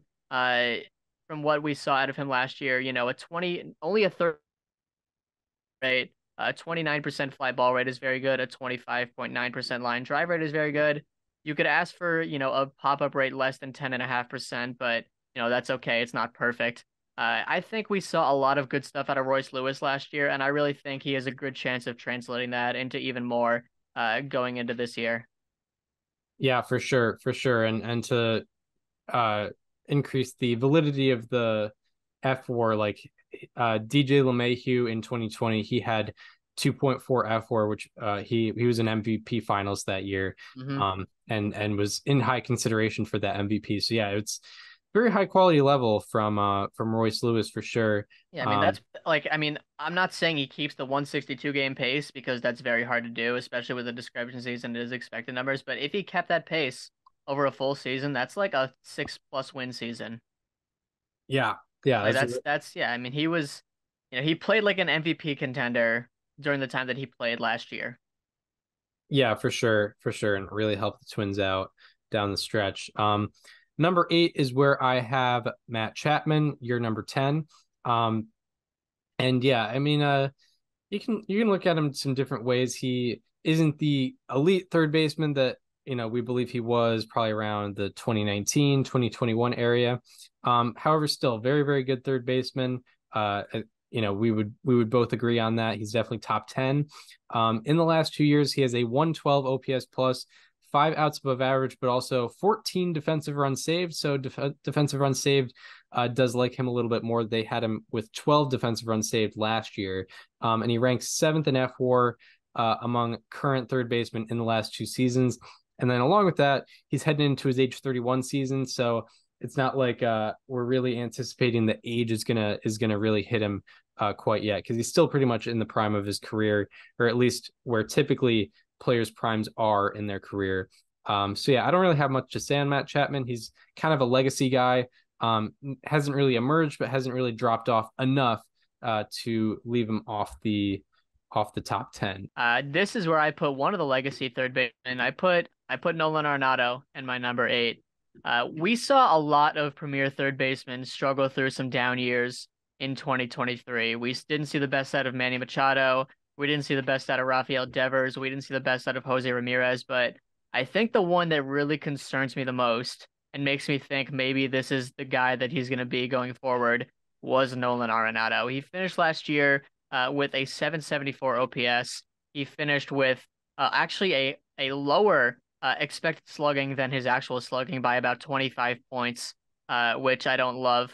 He still struck out at a very solid rate. He still, swung and missed at a very low rate. There's still things that he did pretty well, but he had his lowest swing take number since 2013 in a full season. If you can even, consider, you can consider it that. He had his lowest defensive runs above average in a season in a very long time. I'm trying to pull up where exactly it was right now. It was his lowest defensive runs above average ever in his career at only 3.7. He also had his lowest BSR. He obviously had only a 107 weighted runs created plus. There are a lot of things that he just didn't do quite well. His expected WOBA went from the 76th percentile in 2022 to the 42nd percentile. His expected batting average was fine. It went from 80th to 69th percentile. His expected slugging went from 78th to 58th. His barrel rate went from 78th to 63rd. His barrel rate went from 53rd to 38. That's what I meant to say. His strikeout rate did even go up a little bit. His walk rate went pretty far down from 51st to 28th percentile. His defense is still very good, but it went from 99th percentile outs above average to 89th percentile, which is the low shot since they started tracking it. This is a hot take to put him at 8, but I really was not impressed with what I saw out of him last year, and I do worry that maybe this could be a trend. There's definitely concern there, especially considering I think he's heading into age 33 season, or 32. Yes, 33. Yeah. 33. So, obviously, as the cliche goes, wrong side of 30, especially as a position player, not the best, but, can't control that. So, yeah, I definitely understand. I have Arenado ranked lower than I would have had him ranked last year, as I'm sure most do. Although at number 7, I have Rafael Devers. He's been been one of the most consistent offensive third basemen out there. and just generally speaking, where he ranks among third basemen over the last 2 seasons. He is 6th in FWAR, and he ranks top 3 in hits, doubles, and home runs. And out of current third basemen with 800 plus plate appearances in the last 2 seasons, he ranks top 3 in average, slugging, and OPS. It's the defense that really puts him down for me. I think he had like -9 outs above average last year. Bad defensive run saved numbers last year. Something we were really optimistic about in 2022, and what made us sort of like the extension when he got it, was the fact that he sort of went from a bad defender to a neutral defender, and I think he's sort of back to that bad defender status. And maybe that season where he was a neutral defender was maybe a little bit of an outline season, but we're never really quite sure, especially with defensive metrics. They can be so wishy-washy, but overall I'm very pleased with how his offense has been. But I think a lot of the guys above him have sort of that similar offense, but are either neutral or very good defensively. But there is a lot of optimism with his batted ball metrics, and the fact that he is still so young, heading into his age 27 season, I believe. Who do you have at your number 7? My number 7, I have the guy you put at number 10. I put Ke'Bryan Hayes at 7. Which I knew was going to be a hot take, but I think there's a reason for it. Like you mentioned, he's the best defensive third baseman in baseball, and maybe even like outright the best defensive position player that's not a catcher in baseball. For how little time he's actually spent at third base, I believe he has like the 3rd highest defensive runs saved at the position since like 2017 or something crazy like that. He's been beyond outstanding defensively at third base, and he put up a 3-win season last year as a 101 OPS weighted runs created plus hitter, which means in turn, if you could throw up like 120, 125, maybe even 130, we're talking about a guy that is a 5 to 6 win player year in and year out, if you can do that. And he's about 2 aspects away from being that guy. One of them, he's got to walk more. He only walks at a 5.3%, 309 on base percentage. It's actually down a couple of points from where he was previously. He walked 8.6% in 2022. That would be a perfectly fine walk rate for him to stay at this year. The other thing that I really want him to do is do better on his fly balls. He had a very good fly ball rate last year, 26.2% up. He went from 17.7% in 2022 up to 26.2% in 2023. The fact that he's making that change is definitely a good sign, but there's one thing he needs to do, and he needs to pull them. 18% of his fly balls last year were pulled. That ranks 1, 2, 3, 4, 5, 6, 7, 8, 9th lowest among the 104 batters with at least 100 fly balls in 2024. And he has the power to take a lot of balls out of the yard if he does pull them. He had a 92.2 average exit velocity last year, a 48.3% hard hit rate. So if he pulls enough of those fly balls, if he can up it to like 25 to 30% of his fly balls being pulled, he's going to be a 30 home run hitter while also being one of the best defenders in baseball, the best defender in baseball, maybe. And that's enough for him to be a 5 to 6 win player very consistently. And he's not that far away from it. And I really believe he can get there. I think he can make strides for it in 2024. Yeah, 100%. There's a lot to be optimistic about. And also another guy, very young, I think heading into age 26 or 27 season, and really sort of coming into his own. And yeah, we didn't see him that good offensively since that 24 game, I guess you could call it, rookie season back in 2020. But yeah, like this is what we were kind of excited about when he was coming up. So now on to my number 6, which is where I put the other NL Central third baseman in this conversation, talking about Nolan Arenado. And yeah, he goes down for a lot of different reasons. It was a down year on all fronts, I think, as you mentioned. Excluding 2020, he had 9-year lows in wins above replacement, OPS plus, defensive runs above average, and base running runs. Those are all the aspects of the game. what still has me at number 6 sort of is track record. Given that track record, I kind of have to keep him somewhat high on the list. And just looking at the long term, looking at the last 2 years, he still has a 129 OPS plus with an average of 10 outs above average and defensive runs saved per year. So, I think there's still potential for a bounce back. I mentioned, wrong side of 30, but being 33 years old isn't the worst thing in the world. However, because of that, because of those 9-year lows and all those statistics, I do have to bring him down below a lot of these elite third basemen. So yeah, who is your number 6? So at number 6, another legacy third baseman that struggled a bit last year. I put Manny Machado here, and his Savant page didn't load for me for some reason. But Machado last year put up a 114 weighted runs created plus. Obviously those are all down. It was his lowest weighted runs created plus since 2019. His defense was still very good. He kept the defensive game where it has been for him the entire career. His BSR did drop from 3.0 to negative 3.5.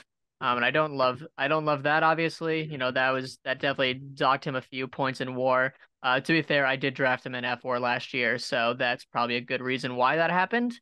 But on the batted ball side of things, his expected numbers were right around what he actually ended up putting up, and it was actually pretty close with what he put up in some levels in 2022.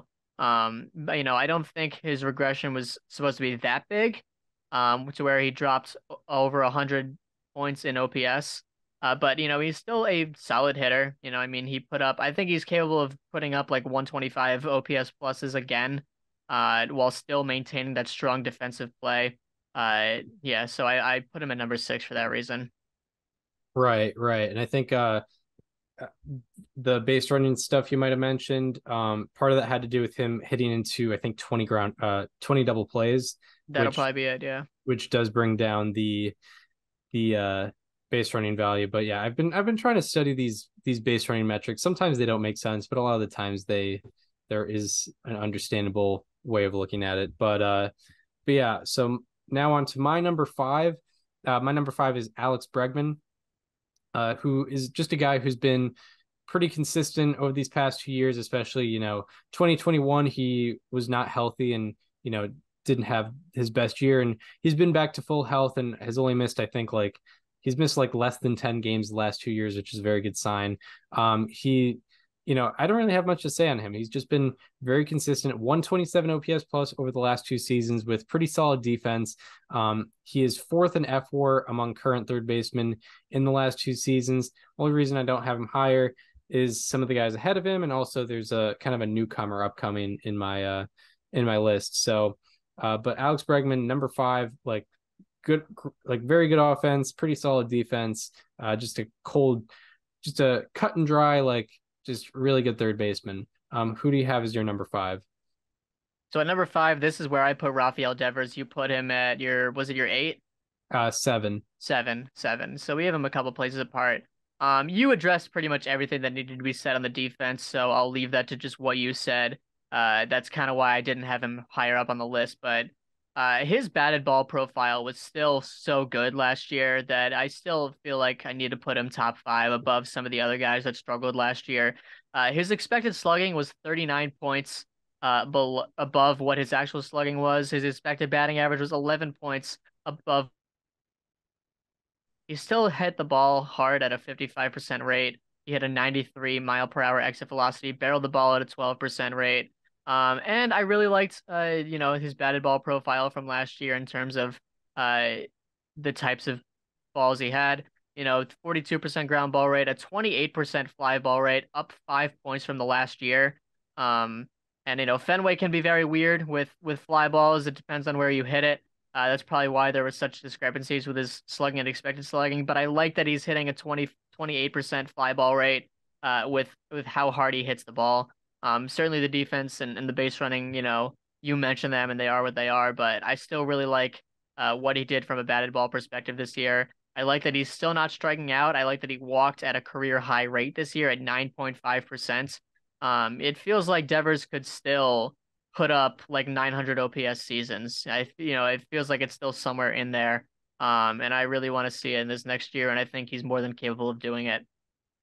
Yeah, Devers is he's an interesting conversation because we've had him in that like very good category since about even maybe 2019, but definitely 2021 is kind of like we kind of confirmed him like this is a very good third baseman. But we've been waiting for him to break out of that and get to that elite third baseman level.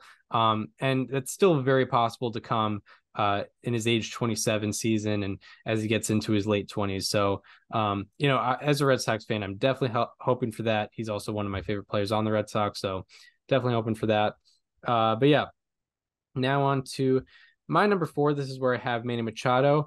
I think I showed more love to the legacy guys than you did. I think I had, Chapman, Arenado, and Machado. I each had two spots above where you had them. So with Manny Machado, I think a lot of it is track record. We know he's just kind of had a peak and valley career, generally speaking. So I feel like he can definitely bounce back. Of note with Manny Machado is that his OPS did drop 116 points last season. And a lot of that had to do with his batted ball luck being more normal than the year before. There was a lot less discrepancy with his actual numbers and expected numbers, but still over the course of the past couple of years, a 136 OPS plus with an average of 10 outs above average per year, like an elite defender, one of the best defenders according to outs above average. However, defensive runs saved has him fairly neutral, so I'm not sure what to think on that. But overall, I think he's due to bounce back a little bit offensively, maybe not be back to that MVP finalist level, but maybe get that OPS back over 800. Over 800 while having some high outs above average. And he's another guy where he's sneaky young, like he's still only heading into his age 31 season, I believe. So age is not something to necessarily worry about with Manny Machado. All right, now on to your number 4. Yeah, my number 4, this is where I put Alex Bregman. You mentioned him earlier in your 5, I think.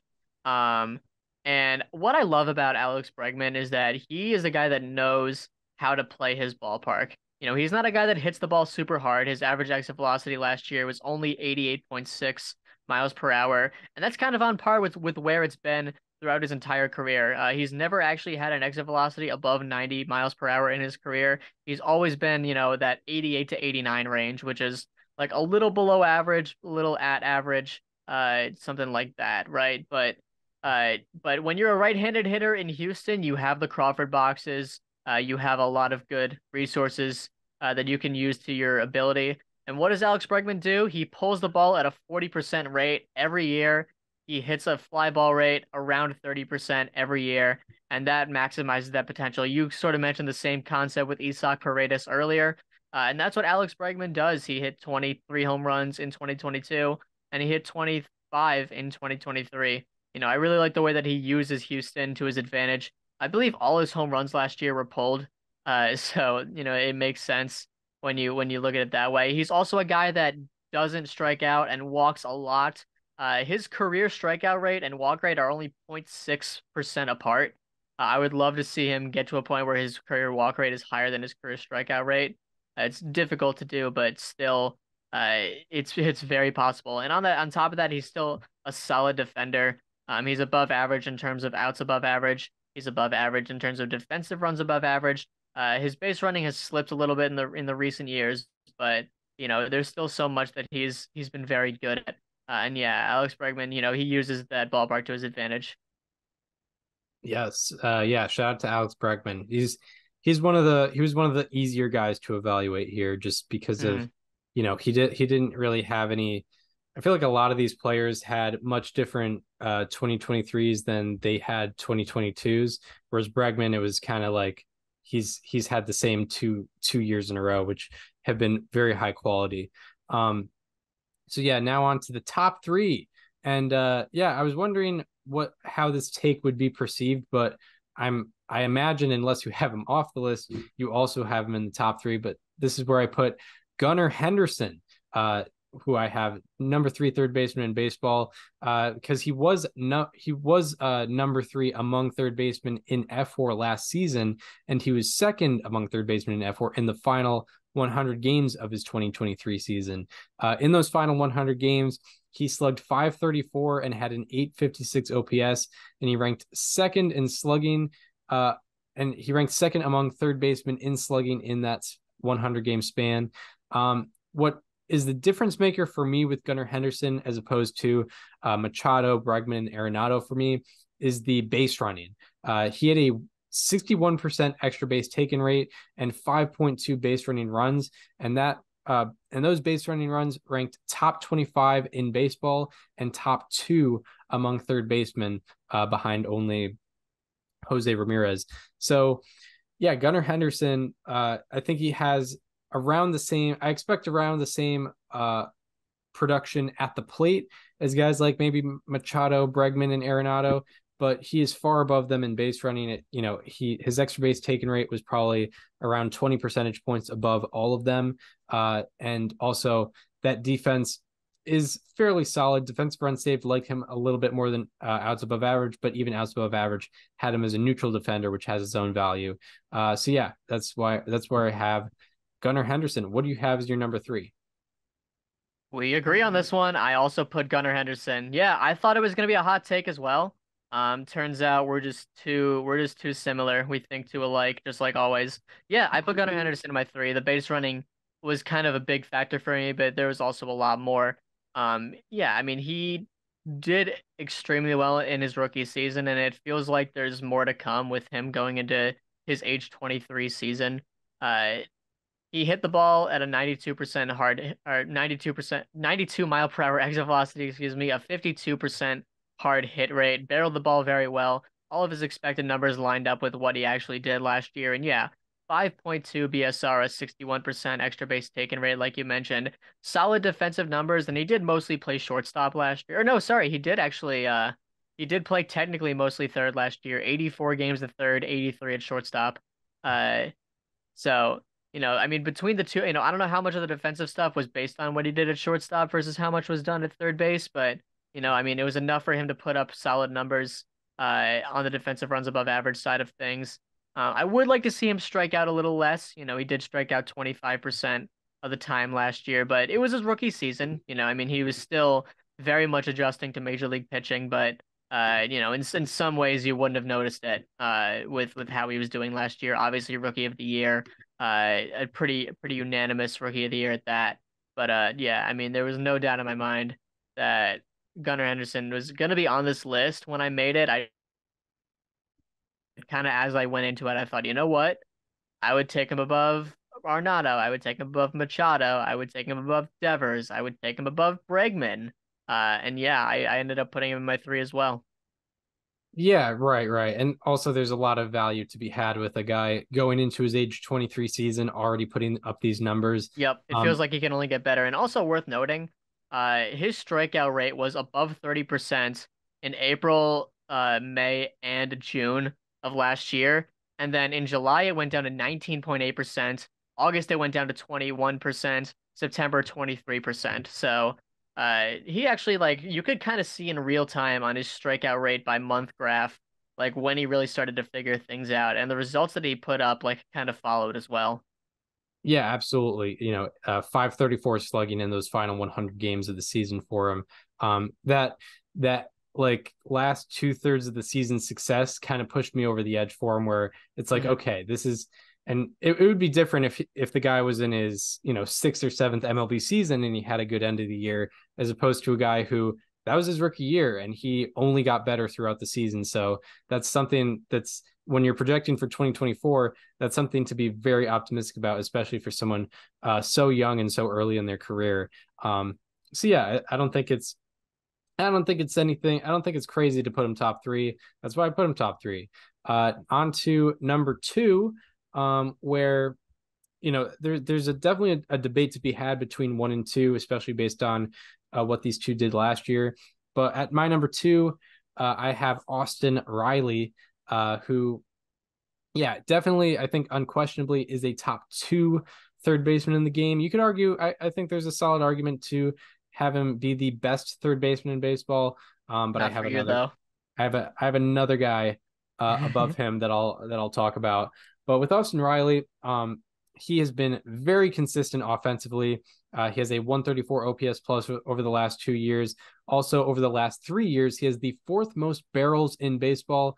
The barrels are mostly very, very hard hit fly balls. And so that is very good to have. And when you're talking about the company he's behind in those barrels, I mentioned there's 3 ahead of him. Those 3 are Aaron Judge, Shohei Ohtani, and Yordan Alvarez, and then it's Austin Riley.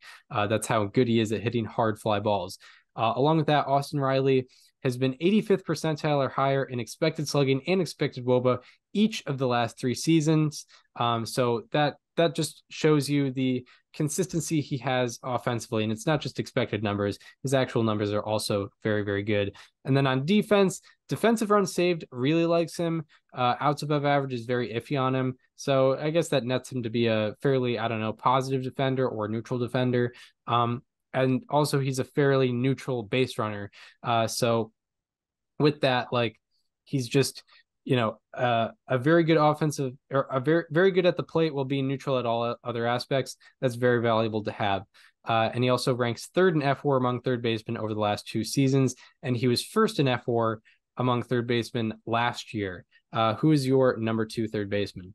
Yeah, my number 2 third baseman is also Austin Riley. Kind of just adding to what you said, he actually just had his best base running season in 2023. He had an 85th percentile base running run value. It's the highest he's ever had on Baseball Savant. He had a 2.1 BSR on Fangraphs. It's the first time that he's ever even netted positive, let alone put up 2 in a season. So, I mean, he was excellent there. He put up his highest defensive runs above average season. He put up a fine enough outs above average 46th percentile. He was a net 0 on outs above average. So, I mean, not weighing him down, not bringing him up, but fine enough. But his batted ball profile was excellent last year, as it kind of has been every year now. He hits the ball extremely well in terms of exit velocity, in terms of batted ball direction. I like that he has a 38% pull rate and a 37% straightaway rate. He has a low ground ball rate, a high fly ball rate, which is perfect for the way he hits the ball. The only thing he could do a little better maybe is hit fastballs. He had -2 run value against 4-seamers last year, but that's because he had a 29.7% whiff rate on them. But and that's kind of what kept him out of my number 1, but still a very, very good hitter. You kind of mentioned everything that needed to be said. So Chris, why don't you talk to us about Jose Ramirez? Jose Ramirez, yeah, he is my, to the surprise of no one, he is my number 1 third baseman. Surprise of no one. But yeah, it's for good reason. Everything. He's also a lock for your 2025 top 1 third baseman, and you signed like a 3-year contract. Yeah, to put him number 1 for the next 3 years. He'll have like an 80 OPS plus next year, and I'm like, nah, he's number 1. But no, yeah, he's Jose Ramirez. I still stand by. I think most underrated player in the game right now. Just doesn't get the respect he deserves, and probably won't in this in like the MLB Network lists. He'll probably be like number 3 on this list next year. But with Jose Ramirez, why I have him number 1, he leads all third basemen in FWAR, BSR, and stolen bases over the last 2 seasons. And that is because he has a 139 OPS plus, 53% extra base taken rate, and averages 4 outs above average and 24 stolen bases per year in the last 2 seasons. Also, in this past season, he was 80th percentile or higher in both expected WOBA and expected slugging. He's also the leader among third basemen in FWAR in the last 3 years, in the last 4 years, in the last 5, 6, 7, 8, 9, and 10 years. That is how good he is. If you're looking at the most FWAR by a third baseman since 2020, it's Jose Ramirez. If it's since 2014, it's also Jose Ramirez. If it's since 2016, it's also Jose Ramirez. And this is a guy who's also only heading into his age 31 season. So it's not like there's any signs age-wise that he's supposed to taper off. So yeah, he is he has the track record and also the recent success. So no reason for me to put him below number one this year. Also put him at number one, and my analysis on why I have him number one was never gonna do it the way you did in terms of just how well I can convey it. So I'm gonna take a bit of a different angle and kind of just talk about why I'm excited to watch Jose Ramirez this year in particular. We're about to talk about Hall of Fame, Chris, with Chase Utley's bubble case and with our ballots. And what I've stressed on this podcast is my philosophy for evaluating players is 50 WAR. I need to see 50 WAR on Baseball Reference or Fangraphs before I can even evaluate your case. And Jose Ramirez is on pace to hit those numbers this year. He has 46.7 FWAR, which means he needs 3.3 FWAR to reach it this year on Fangraphs. And on Baseball Reference, he's at 45.6, which means he needs about 4.6 BWAR in a season to hit it. And he's only turning 31 this year. And I'm very excited to see what Jose Ramirez's stats are going to look like by the end of his career if he keeps up this pace, because I could see him as a 65 to 70 WAR guy. I could see him as I know this sounds crazy, but among like the people that like look at the statistics and no ball, a first ballot Hall of Famer. I'm not saying he's gonna get it, but the people that know are gonna vote him in to that rate. The only thing is, probably not is the answer. But Jose Ramirez is going to go down as one of the all-time third basemen if he keeps up this pace from a numbers standpoint. He might not have the accolades and the recognition to show for it, but he's going to be that guy by the time it's all over for him. Yeah, for sure. One of the things that with Manny Machado and like Bryce Harper, Jose Ramirez is like, you think he's older than he is because he's been playing for so long, but he's still only heading into his age 31 season. So that makes his Hall of Fame case even more exciting. And that makes his current state in the game even more exciting, because you assume, oh, this guy's been kind of an elite guy since maybe 2016, 2017. He must be, maybe heading into his mid 30s, but no, he's only in his age 31 season upcoming. So there's a lot of potential for what he can bring, with count statistics and whatnot. Like, just looking at where he is actively, like he's easily on pace to get like 500 career doubles. He could potentially get like 400 home runs. I'm not sure he'll get to 400 stolen bases, but definitely 300. And I could, like, with the pace he's at, he could have similar like career statistics to Carlos Beltran. That's just how we've analyzed him the past couple of years, like very similar numbers to those, with maybe even better rate statistics. So yeah, very, very exciting with Jose Ramirez. So yeah, those are all the if he ever makes it to the Hall of Fame, I want you in Cooperstown for that. Yeah, I'll have to make it out.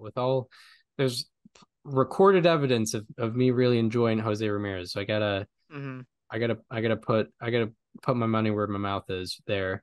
Yeah. So yeah, those are the positional rankings for this week. We did first baseman and third baseman. Next week is I believe catchers and shortstops. I also believe that, because I think we close out with relief pitchers and second baseman. That is correct. Yeah. Catchers and shortstops we got next week. Shortstop position should be pretty exciting this year. It's got some good blood over there. And it's just become one of the premier positions in baseball. Obviously defensively already get naturally with the shortstops, but also offensively, lots of offensive talent there.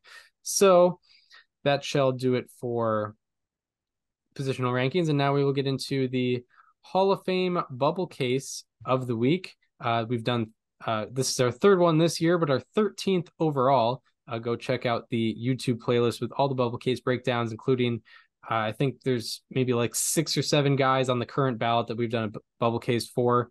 So yeah, shout out to all that.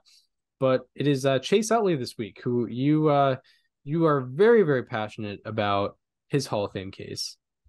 Yeah, that's right. So in terms of where Chase Utley's at right now, he's in his first year on the ballot, and he is debuting on a really, really tough ballot to debut on. He is, one of the premier first years, but Joe Mauer and Adrian Beltre have understandably gotten a lot more attention. As of right now, as we're recording this, he is at 42.9% of the vote, with 47.9% of the vote in. I'm hoping we can see him get around 35 to 40% of the vote when it does get revealed on Tuesday. I think that'd be a good debut for him. And I'll talk more about like the status of this vote and what it means for him later. But um, I'll start with this on the surface stats. So we can go two at a time, I guess here. So Chase Utley as a second baseman had 64.5 career Baseball Reference wins above replacement, and also 61.6 Fangraphs wins above replacement. He had a 49.3 peak wins above replacement, which is 4.9 above the average Hall of Fame second baseman. And just looking strictly offensively at the plate, he's for his career, he slashed 275, 358, 465, 817 for a 117 OPS plus and 118 weighted runs created plus, which puts him 17% and 18% respectively above league average for his career. And that took place over the course of 7,863 plate appearances. And then as far as career count statistics go on the offensive side of things, he had 1,885 career hits, 259 home runs, 1,025 RBI, 154 stolen bases, 724 walks, and 411 doubles. Yeah, just like a little correction here. He had an 823 OPS, not an 817 OPS. My bad. I'm the one that wrote that. He had 51.3 offensive WAR and 17.3 defensive WAR for his career. And sort of going into his other aspects of the game, he had 104.2 defensive runs above average and 76.2 BSR, which is a lot. It is quite a bit, and we'll get more into what that kind of means later on. So, in terms of accolades, Chase Utley was a 6-time All-Star, 4-time Silver Slugger, and also a 2008 World Series champion. And in the postseason, he had his moments, but overall he hit 224 with a 774 OPS in 258 career postseason plate appearances. And in the World Series, he had 56 plate appearances and 7 home runs. So 1 out of every 8 World Series plate appearances for Chase Utley was a home run, which is pretty extraordinary. Yeah, so now looking at comparisons, Chase Utley is one of a few players with 60 to 65 Baseball Reference wins above replacement and 7,500 to 8,000 plate appearances. The other ones are Mark McGwire, a guy that probably would have been voted into the Hall of Fame with his track record if not for his ties with PEDs. He peaked at 23.7% on the ballot that he maxed out on. Jim Edmonds, who was a first ballot drop, although a guy that a lot of people have kind of agreed probably deserved more of a chance. Paul Goldschmidt, a guy that we mentioned earlier. If Paul Goldschmidt retired right now, I think a lot of people would think he's a Hall of Famer, and he's there entering his age 36 season in 2024. Billy Hamilton, not the Reds center fielder from about a decade ago, but a Veterans Committee Hall of Famer with over 900 career stolen bases. And Jack Glasscock, another first ballot drop from the dead ball era, a guy that a lot of dead ball historians think deserved a better shot at the Hall of Fame. Yeah, correct. He did have quite a track record. With the other comparison to compare his league and park adjusted offensive statistics compared to some others that had his longevity. Players with a 115 to 120 OPS plus in 7,500 to 8,000 plate appearances. Those players are Sean Green, who is a first ballot drop, Justin Upton, who has not played since 2022, Del Ennis, who is a second ballot drop, George Hendrick, who is a first ballot drop, Phil Cavaretta, who maxed out on ballots. And those are the players. However, it can be tricky to compare his OPS plus and longevity compared to other players because those other players did not have the defensive nor base running pedigree that Chase Utley had, which is why Chase Utley has nearly 30 more Baseball Reference wins above replacement than everyone else on that list I just previously mentioned. So we'll start by providing a case against Chase Utley, and a lot of it is a lot of general, kind of basic surface level things. Chase Utley never finished top 5 in MVP voting, and he only finished top 10 3 times. And he never finished top 5 in OPS plus among position players in any season, and he only finished top 10 twice. And one of the main arguments against Chase Utley is that longevity and not hitting those traditional Hall of Fame milestones, whether it be, obviously didn't get close to 3,000 hits nor 2,000 hits. Also, didn't get 300 home runs or like 500 doubles or even 200 stolen bases. There has not been a player to retire after 1976 and get into the Hall of Fame with less than 2,000 hits. So it's just something that traditionally is put against guys, which it could go in the case against Chase Utley. He also never won a Gold Glove at second base, which is a, defense primary position. A lot of good defenders are at second base. It's definitely more known for defense than offense, especially in that era, and Chase Utley never won a Gold Glove there. And also his career Baseball Reference wins above replacement and JAWS, which is the Jay Jaffe Hall of Fame evaluator. They are both below the average Hall of Fame second baseman. Yeah, and then the last point, if you haven't been on social media for a good bit here, the Mets fans do not think he should be in the Hall of Fame. They've said it countless times, so I think that goes in the case against Chase Utley, is he does not have the approval of the Mets fandom. Yeah, and I'm sure he probably won't have the New York. I don't know if the New York Post has done their group reveal yet. I know they usually do. I'm sure it won't be very nice to him if they have. Yes. But to be yes. fair, I also think it won't be nice to most people that are not named Adrian Beltre. Right. Yeah. It can be tough. It can be tough for sure. Yeah. So now on to the case for Chase Utley, which we're a little bit more in line with. And we'll get into that with the ballot reveals when we do. But the case for Chase Utley, there's a lot to get into there. His peak wins above replacement is a good amount above average for a Hall of Fame second baseman. Never mind regular second baseman, but for a Hall of Fame second baseman, his peak WAR is a good amount above average. It was, I think, 4 or 5 above average for the best 7 years of his career. And last that point I'll get into before I hand it off to you is his career extra base taken rate was 54%.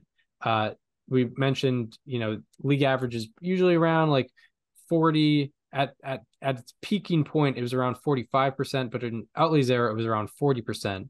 For reference, Ricky Henderson's extra base taken rate was 55%, which is only 1 percentage point above Chase Utley's. Lou Brock's was 53%, and then going to the more elite base runners of Utley's time, Jose Reyes's extra base taken rate was 49%. Jimmy Rollins's was 47%, and Ichiro's was only 41%. And that's why Chase Utley's base running value was so high despite lower stolen base numbers is he went first to third a lot on singles. He went first to home a lot on doubles. He went second to home a lot on singles, which brought his extra base taken rate to 54%, which is only 1 percentage point below Ricky Henderson's career extra base taken rate. Yeah, and going more into base running metrics, 87.5% career stolen base rate. He had 154 career stolen bases to only 22 caught stealings. Just to give you an idea of how good 87.5% is, Ricky Henderson's career stolen base rate was 80.7%. Lou Brock's was 75.3%. Jose Reyes's was 80.2%. Jimmy Rollins, his teammate, was 81.7%, and Ichiro's was 81.3%. So Chase Utley was at least 6% above all of those guys in terms of stolen base rate, which is just remarkable. And again, normally this is something we kind of put in the case against, but it's here for Chase Utley. He finished top 3 among position players in Baseball Reference wins above replacement in 5 seasons. From 2005 through 2009, he finished top 3 every single year, which is legitimately very remarkable and not something that you see very often. Yes, absolutely. And in that peak, extending it from 2005 to 2010, Chase Utley trailed only Albert Pujols in FWAR which is, the whole package statistics. And that's because Chase Utley had a 133 OPS plus, 59% extra base taken rate, and averaged 20 defensive runs saved per year from 2005 to 2010, which is a 6-year span. It's a pretty long time to be the second best player in baseball. And along with that, he had 5 7-win seasons on Baseball Reference. There are 6 other players with exactly 5 such seasons, and all are Hall of Famers except for Shoeless Joe Jackson. He's the only other guy who had exactly 5 7-win seasons who did not get into the Hall of Fame. So going into some more stats that set Chase Utley apart with a bunch of other Hall of Famers, Chase Utley had 5 seasons with 600 plus plate appearances, a 900 OPS, and 7+ Baseball Reference wins above replacement. That means he took a lot of at-bats, had very good rate statistics, and replacement, which is, 7 is very hard to accumulate in a single season. And like I mentioned, it's him and 20 other people that have at least 5 of such seasons. And let me just go through this list of the 20 others. I know that it's going to be a very long list, but bear with me here. It is Willie Mays, Barry Bonds, Hank Aaron, Lou Gehrig, Stan Musial, Babe Ruth, Albert Pujols, Alex Rodriguez, Rogers Hornsby, Mike Trout, Mike Schmidt, Eddie Matthews, Ted Williams, Mel Ott, Tris Speaker, Mike Cobb, Wade Boggs, Frank Robinson, Mickey Mantle, and Chase Utley. Those are all, I know not all of them are Hall of Famers, Barry Bonds, Albert Pujols, Alex Rodriguez, Mike Trout, but those are inner circle greats in baseball. Like, those are, like, saying that they're Hall of Famers doesn't do it enough justice to say how good they truly were at baseball. You can make, if I threw out 20 baseball players right there and said, hey, these are my 20 best players of all time, I don't think there's a lot of guys that you're like, wait a minute, what about that guy? Yeah, for sure. And Chase Utley is right there in the mix with them. Yeah, 100%. 100%. Yeah, so there's that. That's one of my favorite statistics that I found when doing this research. And then another one, he is one of 6 second basemen to have 5 7-WAR seasons on Baseball Reference. The other 5 are Rogers Hornsby, Nap Lajoie, Eddie Collins, Joe Morgan, and Charlie Gehringer, all of which are slam dunk Hall of Famers. Yes, 100%, 100%. And then to kind of dive in a little bit more deeply with some separate statistics combining, he is one of 5 players with 5 or more seasons with 4+ offensive WAR and 2+ defensive WAR. The other 4 players to do that are Cal Ripken Jr., Joe Gordon, Gary Carter, and Lou Boudreau, who are all also Hall of Famers. And then looking at his individual 2008 season, his 2008 is one of 5 seasons in MLB history with 6+ offensive WAR and 3.5+ defensive WAR. And the only other players to ever put up such a season are Cal Ripken Jr., Ernie Banks, and Rogers Hornsby. And no one has had such a season. No one else has had such a season since 1991. So going into his base running and his offense, Chase Utley is one of 5 players in baseball history to put up a career 115+ weighted runs created plus, which means for his career he was 15% above the average hitter, and a 70+ base running runs, or BSR as it's called. The other 4 players to have those metrics are Ricky Henderson, Tim Raines, Billy Hamilton, the old one, and Joe Morgan, who are all Hall of Famers. And he is one of just 4 second basemen to have 6+ seasons with 15 home runs and a 375 on-base percentage. The other 3 second basemen to do so 6 times or more are Rogers Hornsby again, Craig Biggio, and Joe Morgan again. Once again, all of them Hall of Famers. Correct. And he is one of 3 players in baseball history with 150+ batting runs, 125+ fielding runs, and 40+ base running runs. The other 2 are Barry Bonds and Willie Mays, which is pretty extraordinary. Also, the fielding runs hasn't even considered the fact that doesn't include that doesn't include the positional value, which second base has a high positional value. So the fielding runs even make it more impressive with those numbers. And we mentioned like the 76 BSR, that correlates a lot to that extra base taken rate that we talked about previously. Didn't have the highest stolen base numbers, but when he did steal, he was successful 7 out of 8 times, literally, which is a very, very high rate. And then he took the extra base on other people's hits 54% of the time, which was like 14 percentage points above league average for a career, which is really, really high.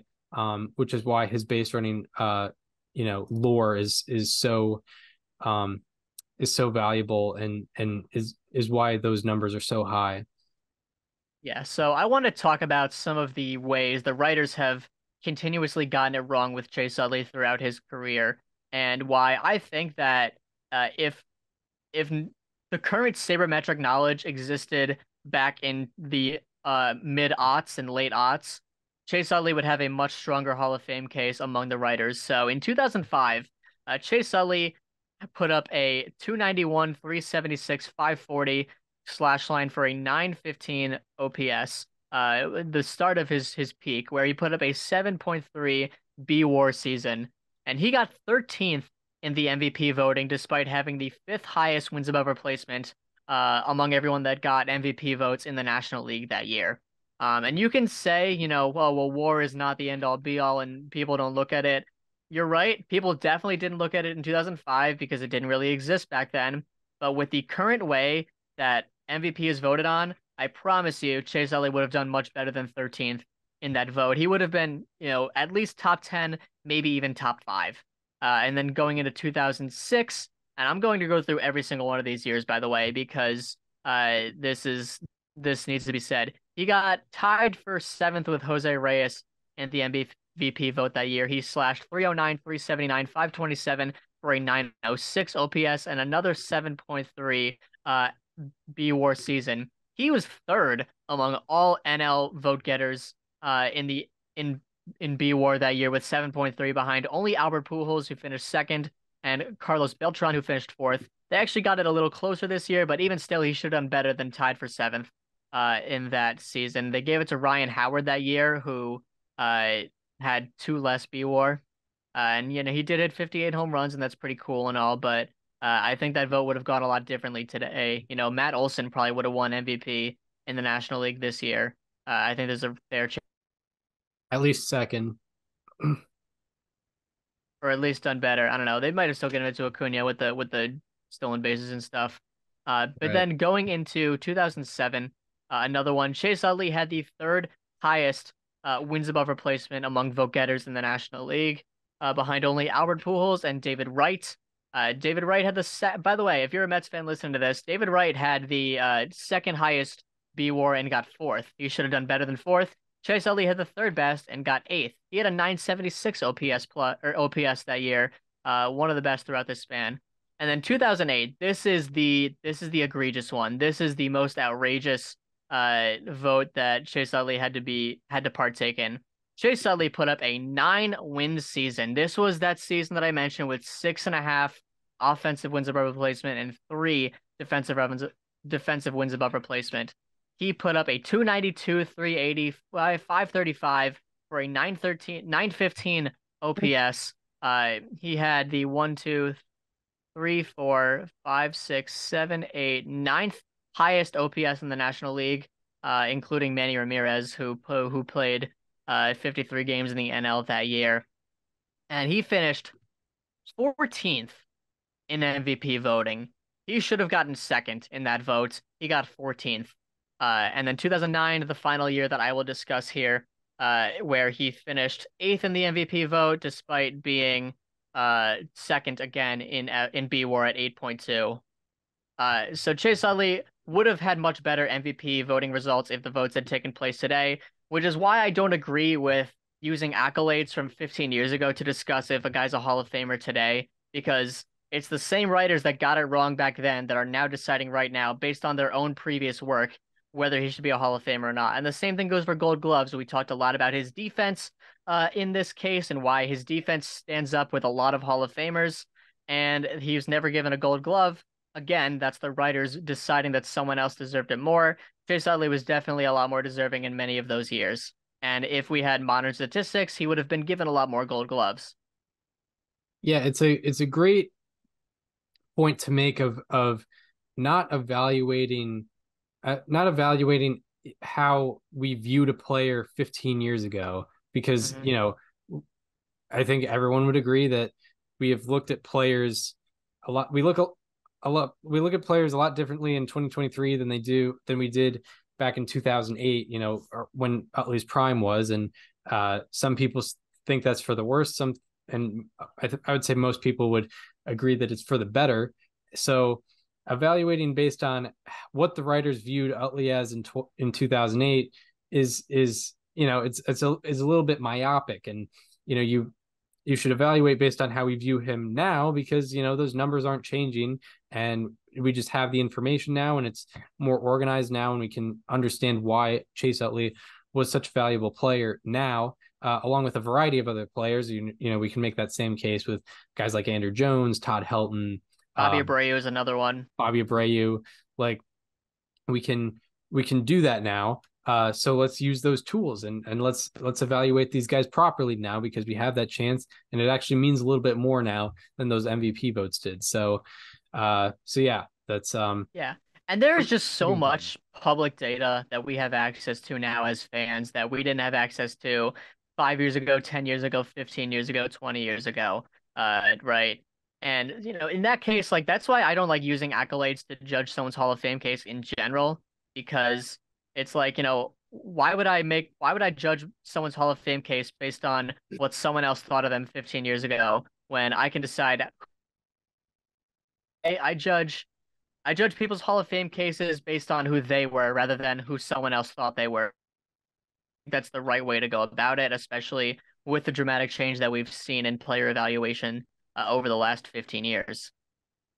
Yeah, I mean, Juan Gonzalez finished top 5 in MVP 4 times, and I think we could all agree that maybe that was a bit of a bit of a jump in how we should have evaluated. So those are the types of seasons we're talking about when we're comparing these guys. So yeah, I mean, the conversation of evaluating players has changed so much in the last 15 years. So we can't use those 2005 to 2009 MVP evaluations really with more than a grain of salt. So yeah, I think that's, and there's so many different players we could use that argument with today. So, and Utley is probably the most extreme example of that. Yeah, anything more for the Chase Utley case? I think let's just get into ballot reveals. I've been waiting for this for a while. Yeah, absolutely. Yeah, excited about this. I forgot to make my order of how passionate I am about everyone. I'm just gonna reveal them in alphabetical order. Yeah, sounds good. I've been signed out of my Google Docs, so I need to sign back in to get my ballot. Yeah, and also I think just going into Chase Utley, we'll keep this in the episode about his Hall of Fame case, but this is a very, very difficult ballot to debut on, as I mentioned. And he's probably going to get around, hopefully, like 35 to 40%. He might dip a little bit below 35, and that's fine. Because halfway to 75, right, 32.7%, I think, is like halfway to 75. What, 37.5? No, I think it'd be less than that. I think it'd be 37.5. Yeah. So he's probably going to be just shy of halfway to 75% with 9 years to go. And most ideally, 5 guys leaving the ballot this year. Gary Sheffield, we know, is leaving the ballot. Adrian Beltre is 99% leaving the ballot. And I think there's a strong chance that Joe Mauer, Todd Helton, and Billy Wagner are all leaving the ballot. There's going to be 2 first years on next year's ballot that have a very strong Hall of Fame case. One is Ichiro Suzuki, who's going to be a first ballot Hall of Famer. And one of them is CC Sabathia, who I also think will be a first ballot Hall of Famer, but his case probably won't be as strong as Ichiro's. This year, I'm hoping that Carlos Beltran gets to around 60%, because that would give him about a 13% gain from last year. And I hope Andrew Jones gets to around where Scott Rowland was in 2022, the year before he got in, which was 63%. And in the most ideal scenario, you have Ichiro going in the Hall of Fame next year. You have CC going in the Hall of Fame next year. You have a big year for gains with 5 guys leaving the ballot and 2 guys joining. And you have guys like Andrew Jones maybe able to make the leap to 75. You have Carlos Beltran maybe able to make the leap to 75. That's 8. That's a total of at least 9 guys leaving the ballot between the next 2 years, with only Cole Hamels with any sort of Hall of Fame case on the 2026 ballot. If Chase Utley is at like 50% by then, which I think he will be, he's going to have a massive gain in 2026, and that's going to be the year where we think, okay, it's going to be a matter of when, not if, and he's got 7 years to go. So Chase Utley might not debut at a strong place this year, but he's going to be very nicely set up to have a lot of time to gain, not a lot. And I think there's going to be a lot of people that put him on their ballots next year. I think there's going to be a lot of people that don't vote for him because he's a first-year player. I think there's going to be a lot of guys that don't vote for him because there wasn't room for him on this year's ballot, that there will be room for him next year. I think there's a lot of people that didn't put him because they didn't really know what his Hall of Fame case was going to look like. And now that there's clearly a strong case out there, they're going to reconsider and make some decisions for him. I think that Chase Utley is going to start making a lot of gains next year. And by 2026, it's going to be a matter of when, not if. Yeah, good. Yeah, good stuff. Hopefully, hoping for the best with Chase Utley, and especially as time goes on, more and more people buy into the modern way of evaluating players, and like more new voters show up and have that more modern style of evaluating. So it should only mean more support for Utley. I mean, Scott Rowland debuted at 10.2%, and he's a Hall of Famer. Todd Helton debuted at like 11%, I think, and he's going to be a Hall of Famer maybe this year, most likely this year, maybe next year. He's going to be a Hall of Famer. It doesn't matter. He debuted at 16.5%. Chase Utley is going to debut at like 35 to 40%. Like, he is going to be in a very good position with 9 years to go at the end of this year. So don't fool yourself by thinking like, oh no, he's got to gain 40%. He's not going to do it. He's going to be in a really, really good spot.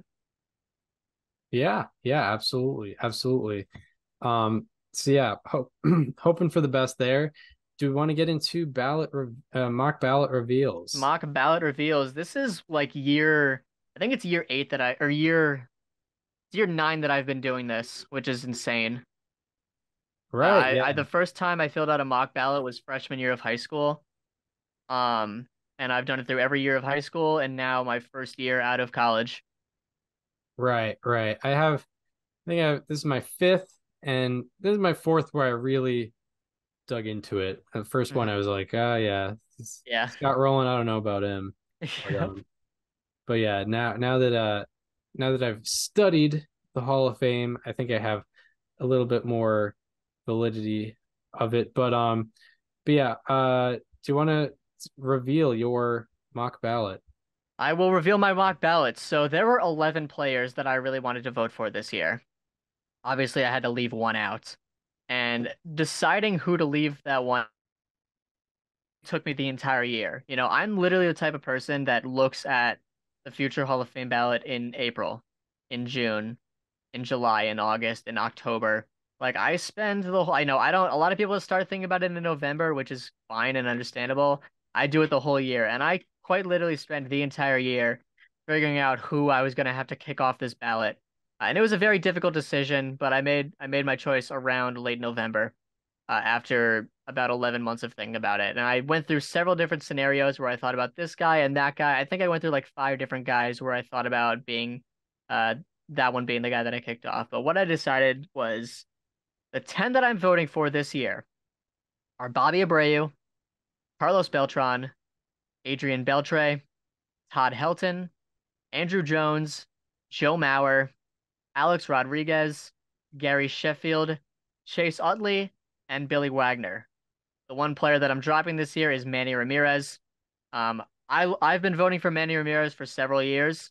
I think he's, steroids or not, I think he's one of the greatest right-handed hitters of all time. He had a 996 career OPS, which is kind of unheard of.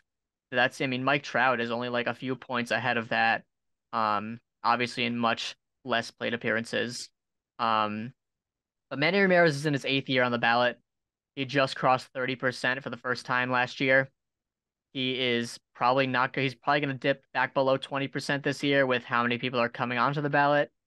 And ultimately, unfortunately, his case is a lost cause. And what I've kind of learned this year is I just don't have it in me to be Pat or Alex Rodriguez. I do think that they are Hall of Fame worthy players. But after 10 years of the Bonds and Clemens discourse, there's just not as much to say with them. And I think it's understandable if someone doesn't want to vote for either of them. So Manny Ramirez did get the boot from my ballot this year. Hopefully, I will have room to put him back on next year's ballot, but I had to say goodbye to him for this year. Yeah. So yeah, my ballot is there were also I had 9 guys on my ballot last year. And one of them got into the Hall of Fame, with that guy being Scott Rowland. And then the other 8 are all still on this year's ballot. And then there were 3 newcomers that I think are Hall of Fame worthy. So that left me with 11 and having to drop one out. I think I would, if I were an actual voter, I might have changed this given like timing wise and the guys I was the flip-flopping with were a newcomer and a guy in his 10th year. So that would, if I were an actual voter, I probably would have voted for the 10th year guy, but yeah. I just think the newcomer has a better overall case. So, I have him in this mock ballot. So my 7 holdovers are Alex Rodriguez, Andrew Jones, Carlos Beltran, Todd Helton, Bobby Abreu, Billy Wagner, Manny Ramirez, and those are the 7 holdovers. And my 3 newcomers are Adrian Beltre, Chase Utley, and Joe Mauer. So I left Gary Sheffield off the list. Largely, like, he's kind of a questionable Hall of Famer, no matter the steroid case, and he just didn't have it for me. He didn't have like that dominant peak or that area of his career when he was like one of the best players in baseball, where like Joe Mauer had that. I think Manny Ramirez had that, at least as a hitter. Like Manny Ramirez from 1995 to 2004 averaged a 159 OPS plus and 5 WAR per year. I don't know if Gary Sheffield had a 10-year stretch where he averaged 5 WAR per year. Probably not. But also, we also have different rules on our PED scale. Like, I just judge a player's career before 2005 when PEDs became punishable. You have a different scale of like sort of adjusting based on if you had PED allegations against you and if you got suspended. Like, there's just a certain marker you have to pass. So that's kind of where our differences align. Well, that one different where that one. Well, yeah, I would say I put Sheffield, you put Manny, and that's our only difference. Yeah, that's and I wanted to vote. I would vote Manny if I could, and I'm sure if you had 11, you might probably vote Sheffield because you voted for him in the past, correct? Yeah, I put him in the mock ballot last year and the year before, and maybe even the year before that. He wasn't in my 2020. I know that. But I forget I don't think he was in my, or he might have been. I think he was in my. I definitely dropped him one year. To make room. I think it was in the Ortiz ballot. I dropped him. Yes. The 2022 ballot, I did not have him in. I had to drop him. But yeah, hoping for. So yeah, those are our ballots. Hoping for, the success of Billy Wagner. Shout out to Miller School of Albemarle. He and hoping that leads into some momentum for his baseball team in Crozet. But yeah, anything more on the ballots? I think that's it. I'm hoping that I will have time to do a live reaction on Tuesday. It depends on some factors at work, understandably. But I'm very excited. I mean, Adrian Beltre is getting in, right? We know that. And I'll get into, my thoughts on Todd Helton and Joe Mauer and Billy Wagner once we get there. Gary Sheffield's actually at 74.5%. One of my hot takes was that he was going to be at 70% when the results were announced, so that one's looking pretty good. He's not going to make it. I'm just going to tell you right now, he has a 0% chance of making it, even if he's at like 77% by the time the results are revealed. But yeah, I will have no matter what, I will provide all my thoughts, because this is my favorite time of year, and this is the one that I've been looking for in particular. Right. And if you're curious on where our hierarchy is on a lot of the players that we have on the ballot, like a lot of that can be referenced in last year's Hall of Fame ballot reveals, where we kind of went on a breakdown of who we thought was better than who on the ballot. Obviously, it doesn't include, Utley, Mauer, and Beltre, but it still gives a pretty solid viewpoint of where we're at on the Hall of Fame ballot. So yeah, that shall do it for this installment of Above Replacement Radio. Unless anything more to add. No, I think that's it. I'm very excited to see. I'm very excited for Tuesday at 6. Yes, absolutely. So we hope you enjoyed this one. If you're listening on Apple Podcasts or Spotify and want to watch the conversation as it happens, go to the YouTube channel. It is called Above Replacement Radio. Check out the playlists with all 13 of the bubble case breakdowns, as well as the guest interviews with past, writers for MLB.com, or a beat writer for the Boston Red Sox with Chris Cotillo. Lots that can be traced back to that conversation as the Red Sox continue to be more and more interesting and depressing. But also, just go to the YouTube channel and check that out. Also, go to our social medias. Follow me on Twitter, @Chris_Gianta. Follow Daniel on both Twitter and Instagram, @Daniel_Curran, and follow the show Instagram @Above Replacement Radio for all the show needs. We hope you enjoyed this one, and we hope to see you next time. Hopefully, we will be reacting to the Hall of Fame ballot or Hall of Fame results reveal, and then after that, we will be ranking the top 10 catchers and shortstops in baseball. We will see you then. This conversation is over.